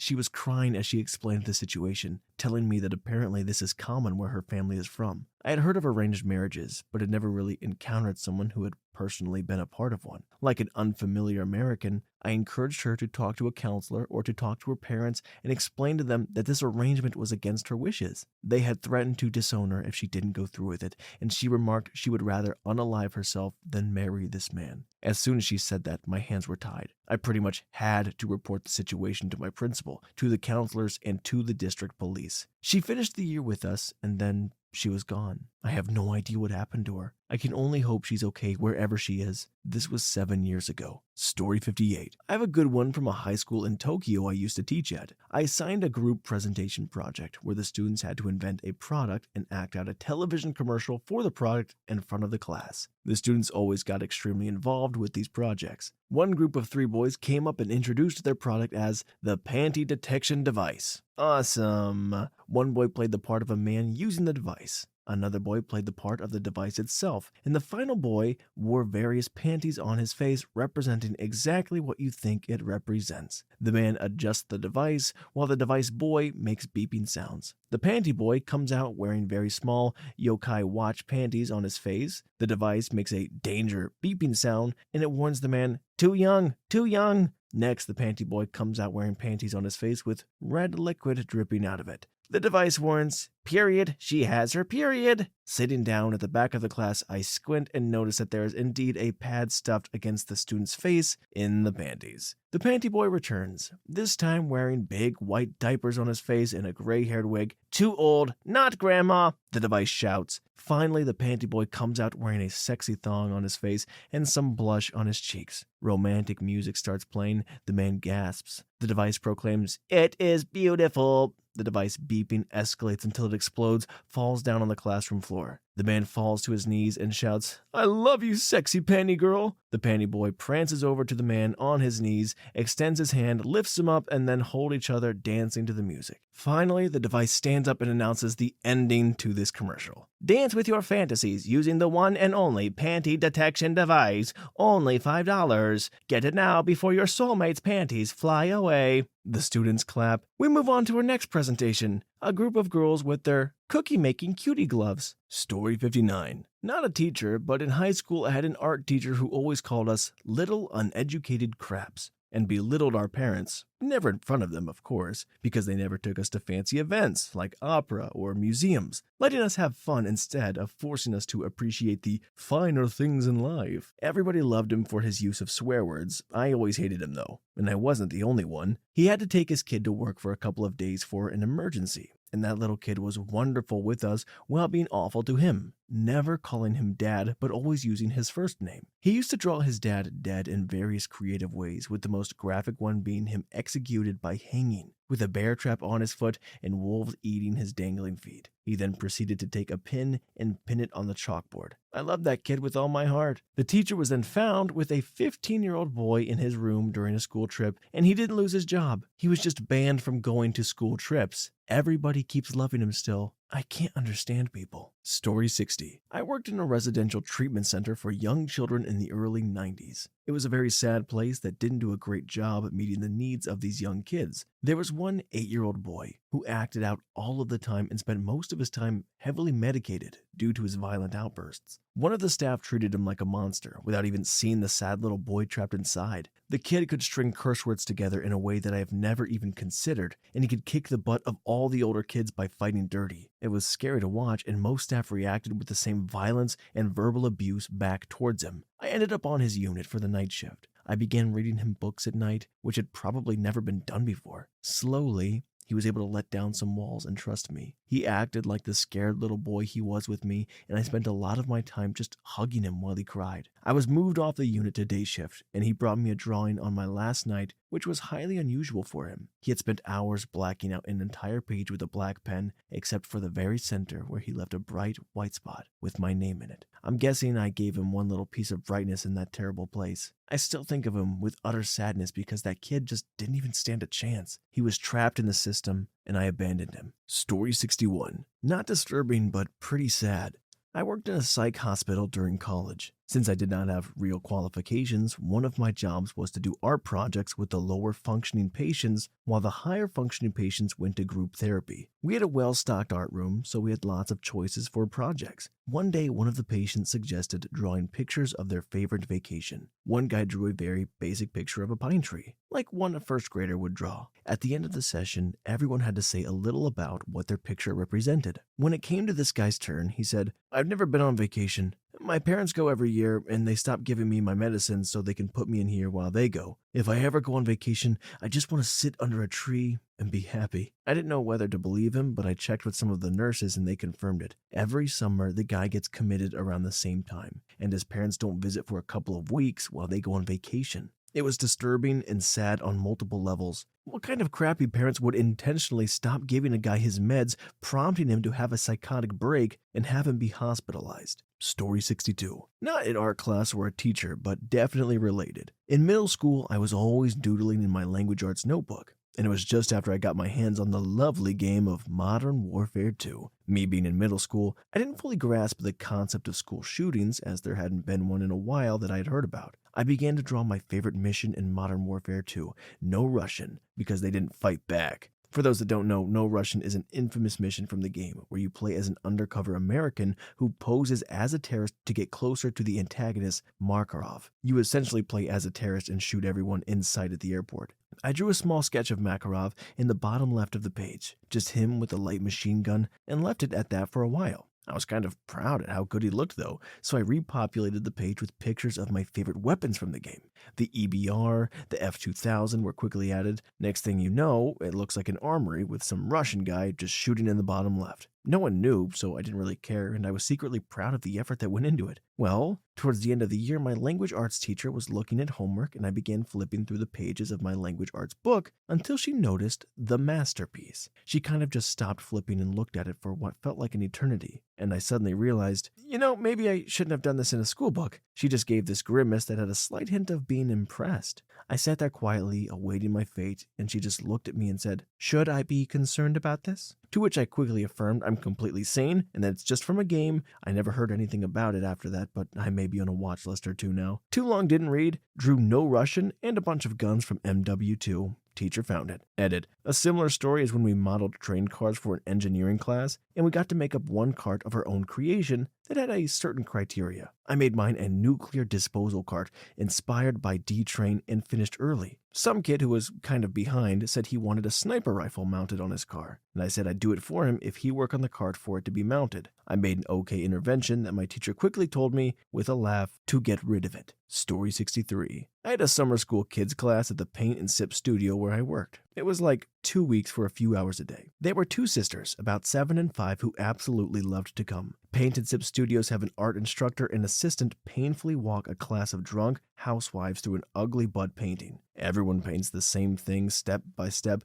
The kids' class was the same, except kids like to express their creativity and drink in moderation. Anyway, we were painting ducks and flowers with a QB. Got to 5-year-olds painting, and there was one duck, one flower, and like 15 bees. I asked her if she really liked bees, and she told me no one likes bees. Her sister, who always painted exactly what was in example painting and never anything else, had said that 5-year-old's duck wasn't good, and 7-year-old was allergic to bees. 5-year-old was going to hang their paintings very close together in hopes that her bees might fly over and kill her sister's perfect ducks. I said that wasn't very nice, and 7-year-old might be sad. To which 5-year-old said, no, the bees would kill her too. Then she signed her name 5 inches high in the middle of the canvas because that's who she is. Story 64. This was a sad illustrated story my friend dug out of her garage. Both of us had really abusive parents, but our parents hated each other and were like in a competition about who was less abusive. This is a story and my friend wrote and drew together about the situation when we were 6. I was the horse and my friend was the fox. One day there was a fox and a horse and they both had children. The mother fox and the mother horse were enemies. The mother fox told her baby, I think you are old enough for me to tell you who our enemies are. We have only 2 enemies. Number 1, hunters. Number 2, horses. They are crazy animals. They can kick hard and run fast. They are evil creatures. If I see you play with any of these things, then you cannot live with me anymore. And back at the horse's house, the mother was talking to her baby. Now I think you're old enough for me to tell you who your enemies are. There are 2 people and foxes. Foxes are ruthless evil. They'll attack you, steal your food, and tear you to bits. If you play with them, you may not live with me anymore. My friend has a ridiculously good memory and says that when I wrote that page, she asked what ruthless meant, and I said, I don't know, but I know it's bad. I also like that I drew myself as little black emo pony. I still draw just about that well, but now I'm a published author, so I guess this was a good head start. I'm also still depressed as F, so I've got that going for me. Story 65. I was a painfully shy kid. Talking to people still makes me slightly nervous at 27. Introverts, yo. So I would draw how I was feeling. If I was mad at my mom, I would take a crayon and make jagged, angry scribbles. Then I would crumple it up with all of my 3-year-old anger and throw it at her. When I wasn't mad anymore, it was happy, round loops and swirls delivered in a more peaceful manner. Well, as I got older and started drawing humanoid figures, that theme stayed but got a little more disturbing. Mad time? Mom is pushed off a cliff onto spikes and I'm a giant dinosaur thing with spikes and Mom is being digested into my stomach acid. Sometimes Mom pushed me off the cliff. People were on fire. Once my grandpa did something and he was being struck dead by lightning. Happy time? Smiles, hearts, and rainbows. My mom was fairly active in our classrooms when we were kids and she thought my drawings were entertaining. She had told another parent about them, and that parent asked if maybe I needed to see a therapist or if my mom had any concerns about me. Nope, just a little weirdo. Still a little weirdo. Story 66. Admission interviews for a sculpture department in a very prestigious art school. Occasionally, a candidate will bring actual examples of their work, rather than just looking at slides. It's very common for young women to do work with and about their own bodies. As a teacher, you get used to that pretty quickly. In this case, this student had done a silicone cast of her own underside, is the best way I can describe it. It's a perfect cast of her butt and everything else in a rubbery, real doll feeling material.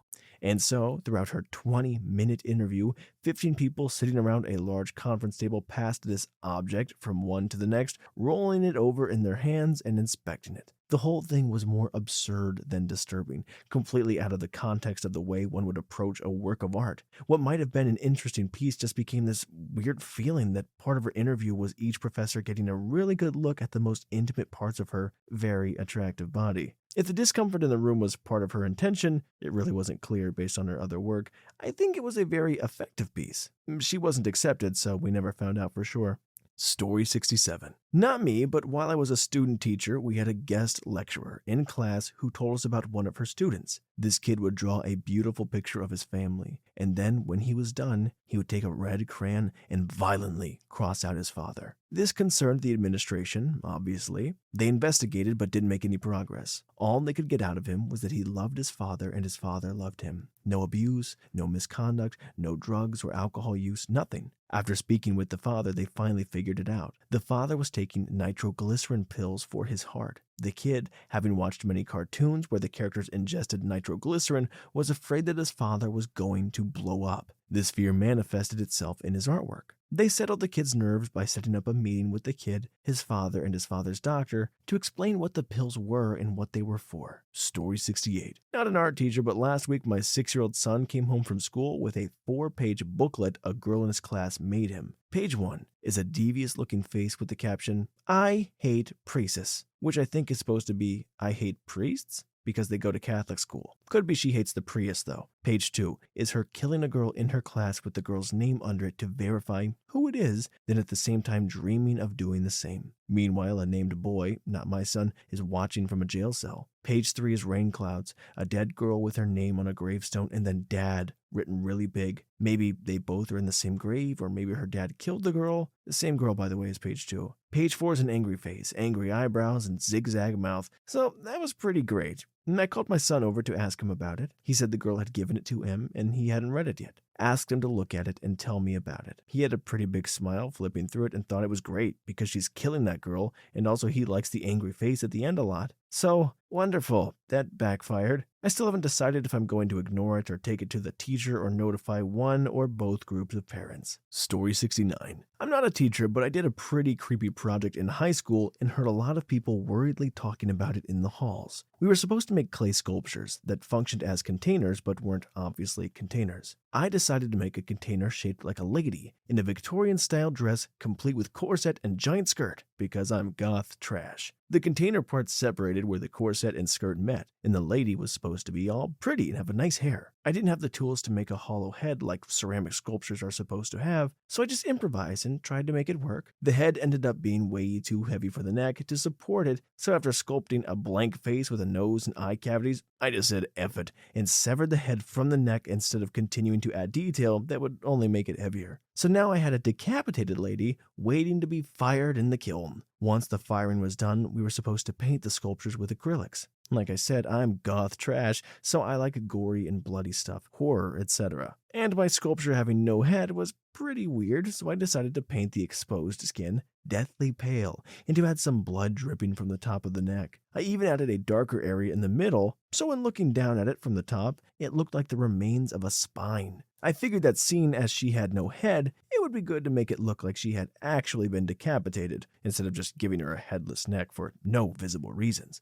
I think my art teacher was a bit weirded out, but when I gave him the logical explanation, he figured it made enough sense even if it was a bit odd. Another time I drew a picture of a girl running through a graveyard with zombies coming out of the graves and stuff. I can't draw hands, so I just sort of gave her a light outline of hands. I was having a really dumb week and couldn't be bothered to try harder at hands. You couldn't really see them with all the stuff that was going on in the background of the picture, so most people in my class thought she didn't have hands at all. For the whole critique period, the class was trying to figure out what kind of statement I was making by not giving her hands. All the while, I'm sitting there thinking, she has hands, I just got lazy. Can we please move on to the next person? This is my worst work. Another time we did abstract sculptures and mine was supposed to be a mermaid tail coming out of the ocean. According to my friends, it looked like one of those Japanese dildos that aren't supposed to look like chickens. Time I learned my projects always come out really weird. Story 70. Not an art teacher, but during my time as a teaching assistant while getting my license, I was working with 7th grade inclusion classes. Inclusion is when they take the special needs kids and the gifted kids, sprinkle in the average kids, and hope they all kind of work together. Anyways, the first day of class, we had them draw their life path,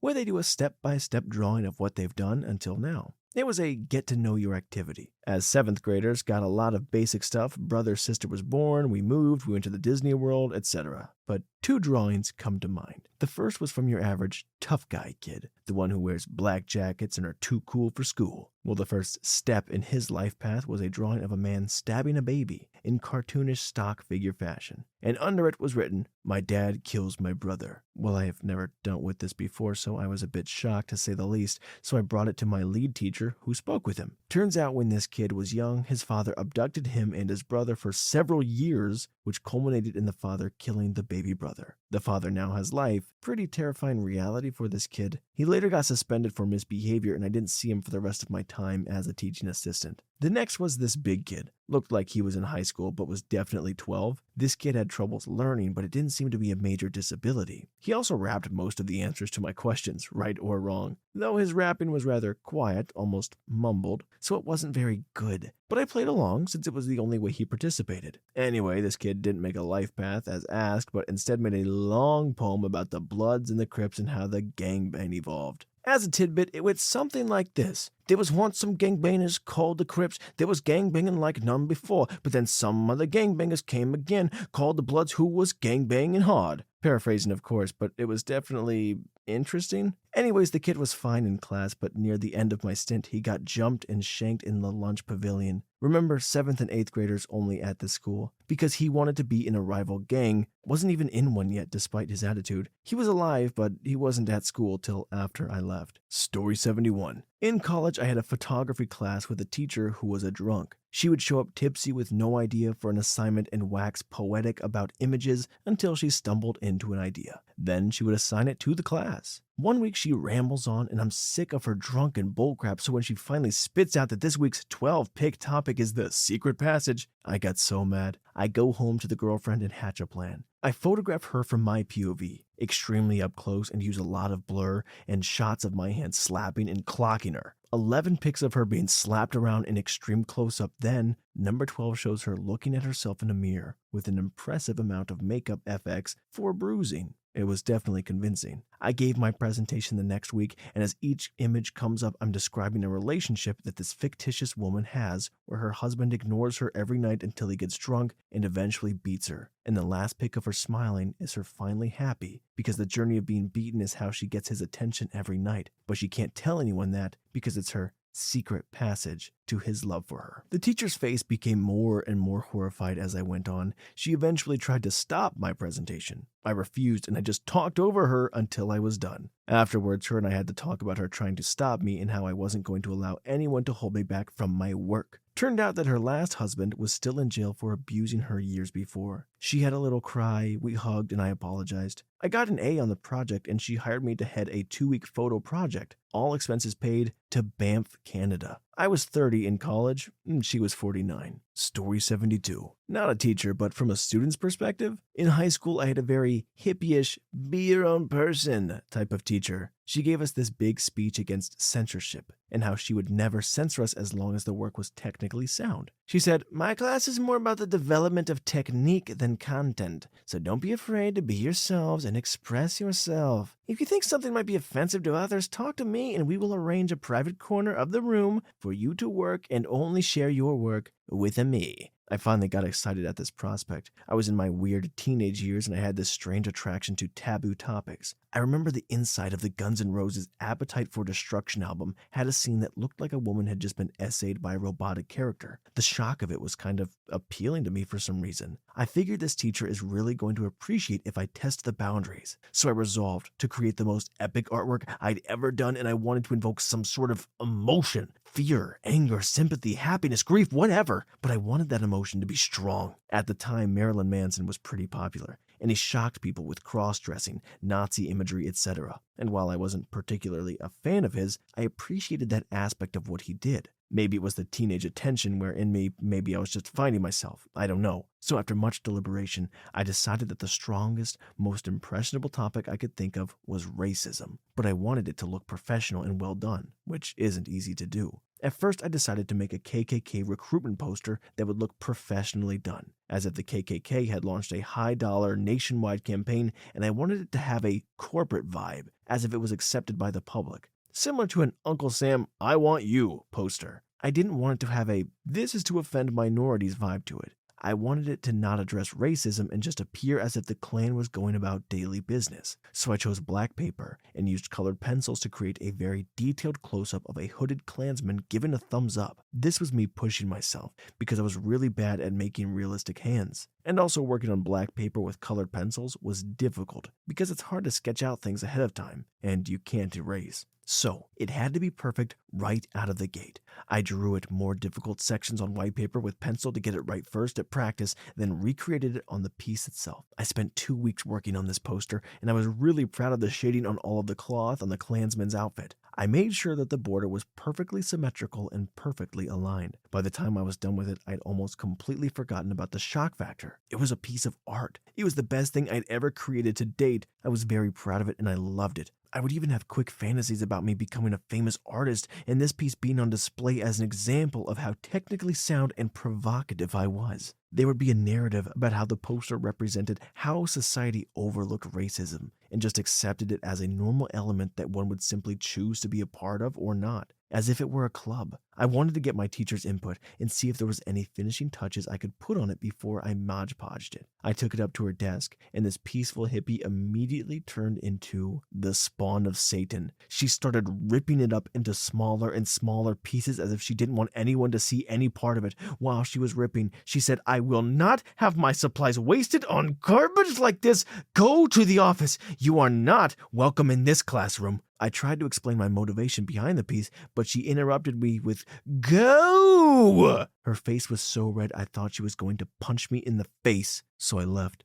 By the time I got to the office, they had already apparently heard about my art piece, or at least her description of it. I told them about her anti-censorship piece and how I wanted to make something emotive. They were calm, but not sympathetic at all. I got a 3-day suspension and kicked out of that class. At first, I felt really bad. Maybe I pushed it too far. I didn't want to offend her. I thought she was open-minded. So I went to her classroom after school to apologize and hopefully explain myself. But all I got to was, "Hey, Miss Chandler, I just wanted to apologize. I didn't mean to." She cut me off and said, "Apology accepted. Please leave my room." "Okay, I just wanted to let you know you shouldn't be here. Please leave." As I got into the hallway, I heard her calling the office to report that I was there. So I decided to get out in front of it and go straight to the office. This was after school, so I didn't have to. I told the principal, "Hey, I just wanted to let you know that I tried to apologize to Miss Chandler and she didn't respond very well. I just wanted to let you know in case she mentions it, I genuinely didn't mean to offend her." He basically told me that she had requested that I not go near her and just leave her alone. He had kind of a tone that hinted that even he thought she was being overdramatic. After that episode,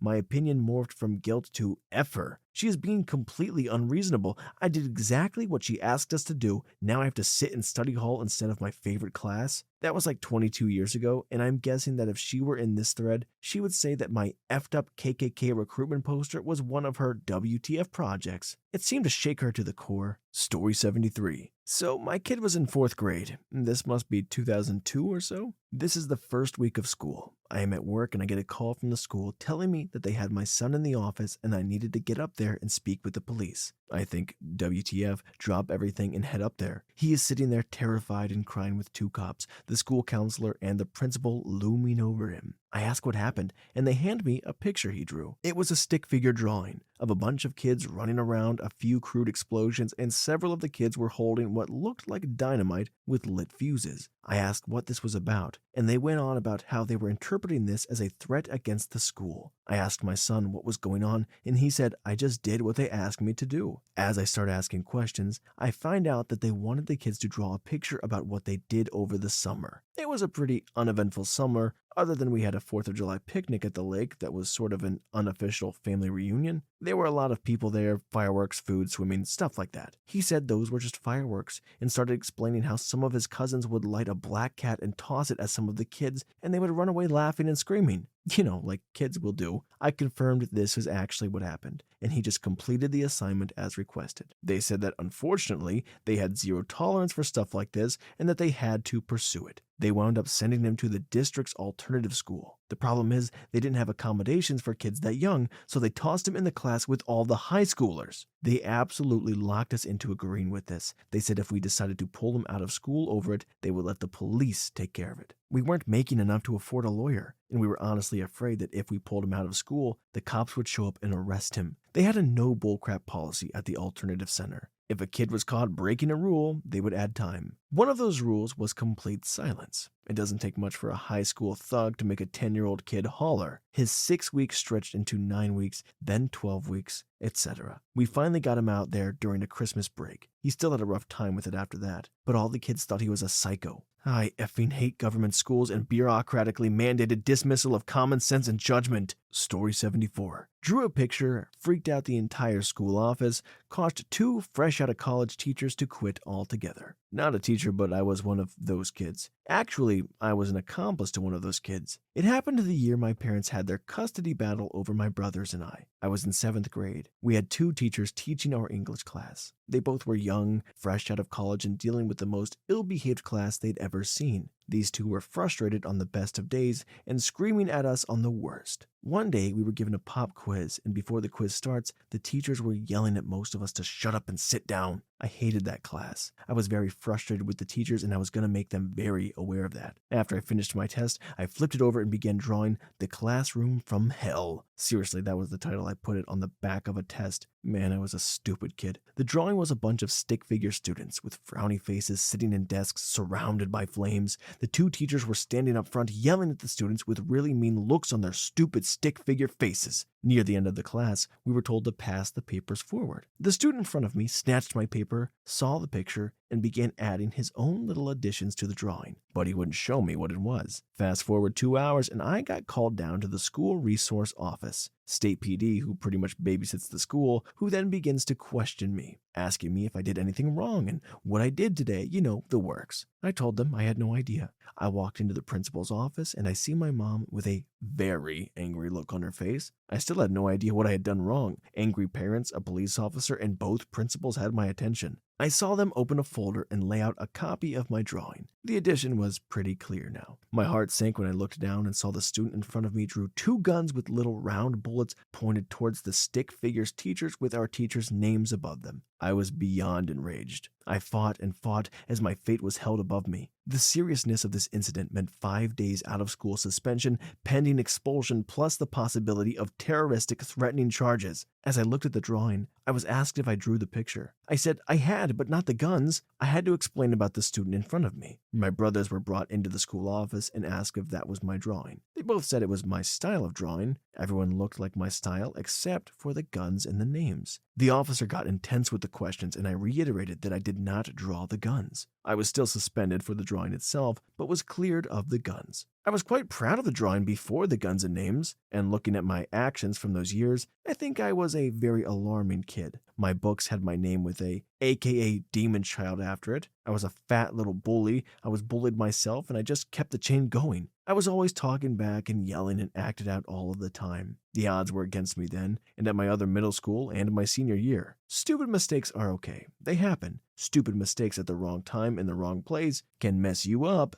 big time. Those 2 teachers quit that year. Rumor was that I really freaked them out, even though it wasn't completely me. I was kicked out at the end of the year because I was school choiced. Story 75. Seth. When I was a little kid, I kind of had this problem, and it's not even that big of a deal. Something like 8% of kids do it. For some reason, I don't know why, I would just kind of sit around all day and draw pictures of chickens. Evan. What? Draw pictures of chickens. Chickens? Like a man chicken? Yes, like a man chicken. I'd just sit there hours on end drawing chickens. I didn't know what it was. I couldn't touch the pen to the paper without drawing the shape of a chicken. That's effed up, Seth. No crap, it's really effed up. Here I am, a little kid, and I can't stop drawing chickens to save my own life? Alright, I just don't see what this has to do with Becca. Just listen, okay? Your precious little Becca sat next to me for all of 4th grade, and in the classroom was where I did the majority of my illustrations. I was very secretive about the whole chicken operation. Even I thought I was effing crazy. Imagine what everyone else would think. So I would stash all my chicken drawings in this Ghostbusters lunchbox that I had. So one day I'm finishing up this real big, veiny, triumphant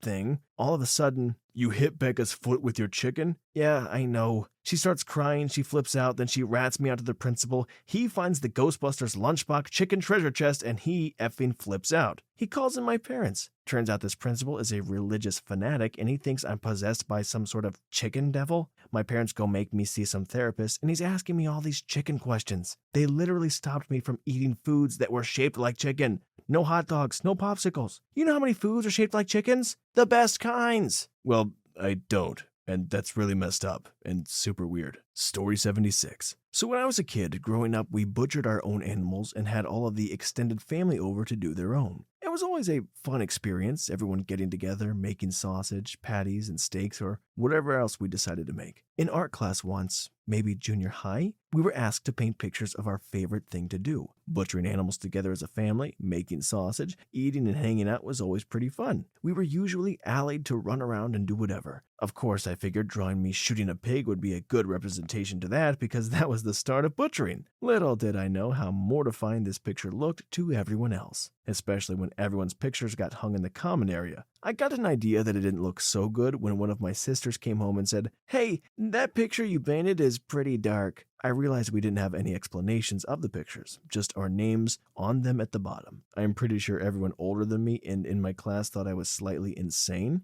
I still didn't see the problem until I was older. I didn't go back and think, oh, this looks bad, but it was pretty normal for me growing up, making as much of our own food as you could, canning meat, vegetables from our massive garden every year. Story 77. Late to the party, but the local businesses used to invite my elementary school to paint on their windows during Halloween. Usually just malformed pumpkins and crappy-looking ghosts. I, however, was the kid who was good at art at an early age, and I was also really into gore at the time. I was also into Spider-Man comics, so naturally I painted a large spread mural of Venom holding up Spider-Man's decapitated head with his spinal column hanging down, dripping with blood next to his lifeless body. Mary Jane was weeping in the distance. We weren't invited back ever again. But then a few years later, there was a fire and all the businesses in that small business park burned down. There was another time we were passing around a birthday card for some girl in my class, grade 3 or 4, and I thought it would be a great idea to draw a crowd of people getting blown away by some really buff dude with sunglasses, a cigar, and a Terminator 2 style minigun. On the brick wall behind them, splattered in blood, spelled out, "Happy Birthday." There was at least a dozen other incidents where I was sent to the principal's office or berated by the art teacher for drawing gory stuff. These days, I'm pretty sure I would be locked away in a loony bin, but this was in the 90s where people hadn't lost their minds yet. Story 78. Late and also not an art teacher, but in high school, a friend and I were both struggling with some stuff, and we had a really cool English teacher who would give guidance but not be restrictive. We had an assignment to write our own sonnet, and I wouldn't call it cheating, honestly wouldn't call it cheating. Just sort of through talking together, we came up with some good lines, and my friend used them, and it ended up being a poem we decided would fit really well with both self-harm and murder. Was worried the teacher would freak out or something, but if he was uncomfortable, he didn't say it. We always did our work and made good grades, and then either still in that year or in the next one, we had the same teacher and had to write a short story based off of a news story. For some reason, I ended up thinking it had to be a violent news story. I ended up writing about a serial killer based off of a real one. I didn't include any of the sexual torture in the essay that the real serial killer perpetrated because it was a high school class, and also because I wasn't sure if we'd have to read them. But I felt like leaving it out completely would for one thing, it would have made the story more shallow since that was part of the actual happening.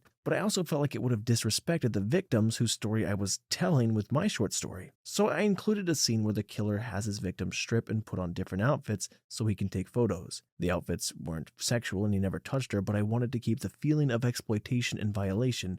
Again, not to be edgy or anything, but because I wanted to be thematically faithful to what the real victims had experienced. I included a scene of the killer murdering her too. It was probably slightly overwrought and stuff. I was a freshman or sophomore, but my professor really liked it and gave me good marks. I felt like I'd created something substantial and used the story without disrespecting the real victims who lived it. So, Story 79. I know it isn't art, but I still think it's pretty relevant here. Creative writing classes, especially intro classes, tend to bring out a lot of dark emotions and memories in people. In 3 separate fiction classes, I've read 3 separate stories written by young women who had very clearly been essayed or abused. Every one of these stories ended with the protagonist killing the essayer. It's a pretty heartbreaking thing when you realize a few pages into a story that 1, this probably happened, and 2, the young woman who wrote it was the victim. But the craziest thing I read was in my intro to creative writing class. The first half of the semester was dedicated to writing poetry, and the second half was for writing fiction. The first guy to turn in work for the poetry portion was this stocky, slightly dopey dude who I recognized from a local restaurant where he was a cook. During the first couple of classes, he and I chatted a bit, and he seemed pretty nice. Then he turned in his 5 poems. Every one of them read something like this. I know you and your wife talk about me behind my back.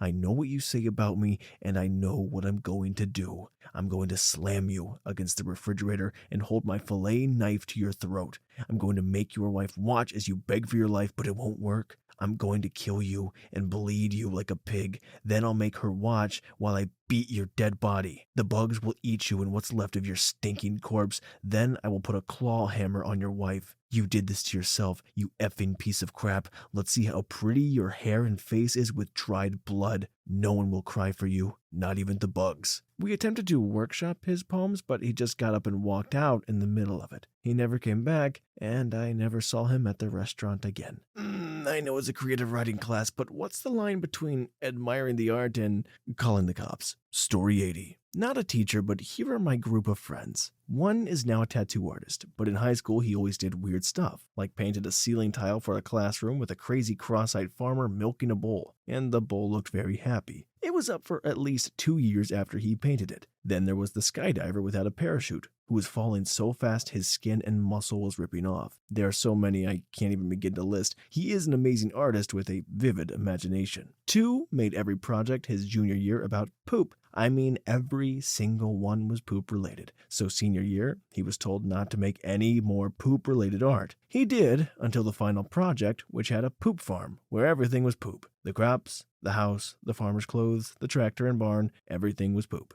3, then there was me, who asked our brand new first teaching job every art teacher out for dining on day 1. She was so freaked out that she had a hard time talking to me or looking me in the eyes until I graduated, and a vent for some time afterwards. I'm sorry, Miss Coffee, I was being funny and had been planning to do so the whole summer before school started. Story 81. I'm not a teacher or an aide, but I was going to class in a K-5 school. We were there to talk about our business and encourage kids to understand how important school was. Anyway, as my 2 other coworkers were making their little presentation to a 3rd grade class, I sat at the teacher's desk, casually glazing over what was on it. Most of it was on the desk and artwork that the kids had made to describe their families, and most of it was the usual parents and siblings all smiling kind of thing. One, however, was made into a photocopy and written on from what I assume was probably an aide. It was the picture of a boy, a baby with X's for eyes and an angry mom, and that's all. I vaguely remember exactly what the text wrote, but it was an aide asking why he drew this and him saying something along the lines that his mom was angry at him because he hurt his brother. I'm going to make an assumption that his mother had a stillbirth where maybe the infant had passed away from other complications and the boy didn't understand, so he thought his mother was mad at him about it. I say this only because I've sat in with the psychiatrist before that and tried to help ease a little girl whose brother passed away before birth and helped her to understand what was happening and that her parents weren't mad but instead were trying to grieve. Though that's just one big assumption. Story 82. Not an art teacher, but I do remember something in grade school once, around 4th grade I think. A friend of mine, who went on to be my best friend all the way through grade school, and I'm still friends with today, who at the time was very interested in World War II. Everything from tanks to battles to leaders, etc. We considered him to be the smartest kid in class for a while. Anyway, we were in art class, and we were making gingerbread men out of Play-Doh or something, so it must have been near the holidays. So my friend, let's call him Mike. Mike, fresh off his World War II kick, took his little plastic knife, and instead of drawing a smiley face on the head, like he was supposed to, he carved a swastika into the gingerbread man's head in glorious style. So once the teacher comes around, sees Hans Landa, the gingerbread man, he is visibly upset. He rages and screams at us, shows us pictures of concentration camp survivors, and tells us all about Anne Frank. At effing 9 years old, although Mike had to go counseling for a month, and may have been suspended, though I don't remember for sure, that teacher upset us as much as Mike upset him. So that teacher didn't last long. "You're going to be suspended for this?" "Nah, more like chewed out. I've been chewed out before." Story 83. Not a teacher. When my sister and I were little, we were always drawing. Our parents really encouraged it, probably because it kept us occupied and for the creativity. My mom never got along with her brother. I learned as I got older that he's a manipulative tyrant. Anyway, we'd hear our mom complain to our dad about how her brother was mistreating and taking advantage of their elderly parents. When our grandfather died, we'd hear our grandmother tell my mom how unhappy she was living with our uncle. My sister and I used to draw our uncle inside ovens with all his blood cells pouring out. They looked like lifesaver candies. We learned what blood cells looked like from the Magic School Bus. It was a drawing we do all the time. Uncle Bob in the oven. We had piles of these. We thought they were hilarious. Our mom used to tell us to stop, but it was our favorite thing to draw. Just so no one wonders why our mom didn't go get her. Long story, but our grandparents were originally supposed to live with us in the Bay Area but opted out because they thought they would be independent again. They chose to live with our uncle, since he lived close to their town in SoCal. By the time our grandfather passed, our dad became terminally ill and my mom couldn't take care of her mom, 2 little kids, and a dying husband. Story 84. I'm not an art teacher, but I went to a K-12 school and my 6th grade teacher was moved to teaching 1st grade, and in high school I was his TA and spent a lot of time in his classroom. They were a pair of twins who were bright, hilarious, played hockey. I babysat them when they were older. Had a sound home life from what I could tell, listened in class, etc. But I entertained the kids a lot by drawing cartoons of them, so they and other children would draw with me, and it was also part of being in 1st grade, to just, draw things. They both had names that started with B, and when they were younger, their parents dressed them the same a lot. I don't know if one of them really resented this, but he'd always draw pictures of his brother locked in a cage with him saying things like, "I'm hungry," and him laughing with pizza in his hand, and other forms of him either killing or torturing his brother. One was standing on his grave. He had flowers though, I think. The other brother just laughed at it. Once he drew his teacher drowning and saying, "Help," and him just standing on the shoreline smiling. He also drew something I couldn't really make sense of, and when I asked him to explain it, figure with a Hannibal Lecter mask and then obviously him with him holding ropes that extended to the other figure. "Oh, that's just my brother. I gave him a mask so I wouldn't have to hear him scream." "And what are those for?" I pointed to the ropes. "To shock him with the lightning. I kept some of these. Some I turned into his teacher because, since it always puzzled me how they clashed with his personality, and he kinda stopped doing it. I never found any drawings when they were a few years older, and they were always together and got along fine in real life. Or so I thought. I don't know. They're at my mom's house, but I might have uploaded one to a really old photo bucket. Now I want to try and find it."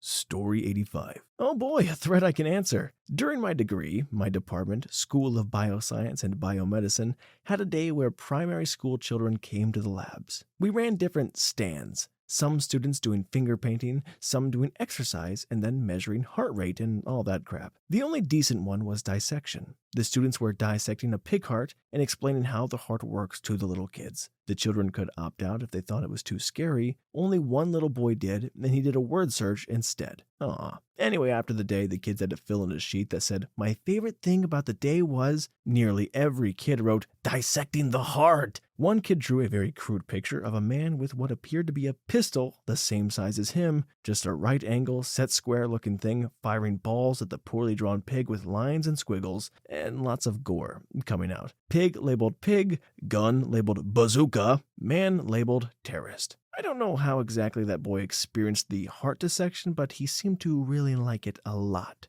Ladies and gentlemen, that concludes our stories of the wonderful imagination of children and some other disturbing things. If you have any stories that you would like to include in the comments below, feel free to do that. And as always, thank you for listening along. I don't know when this comes out, but happy holidays.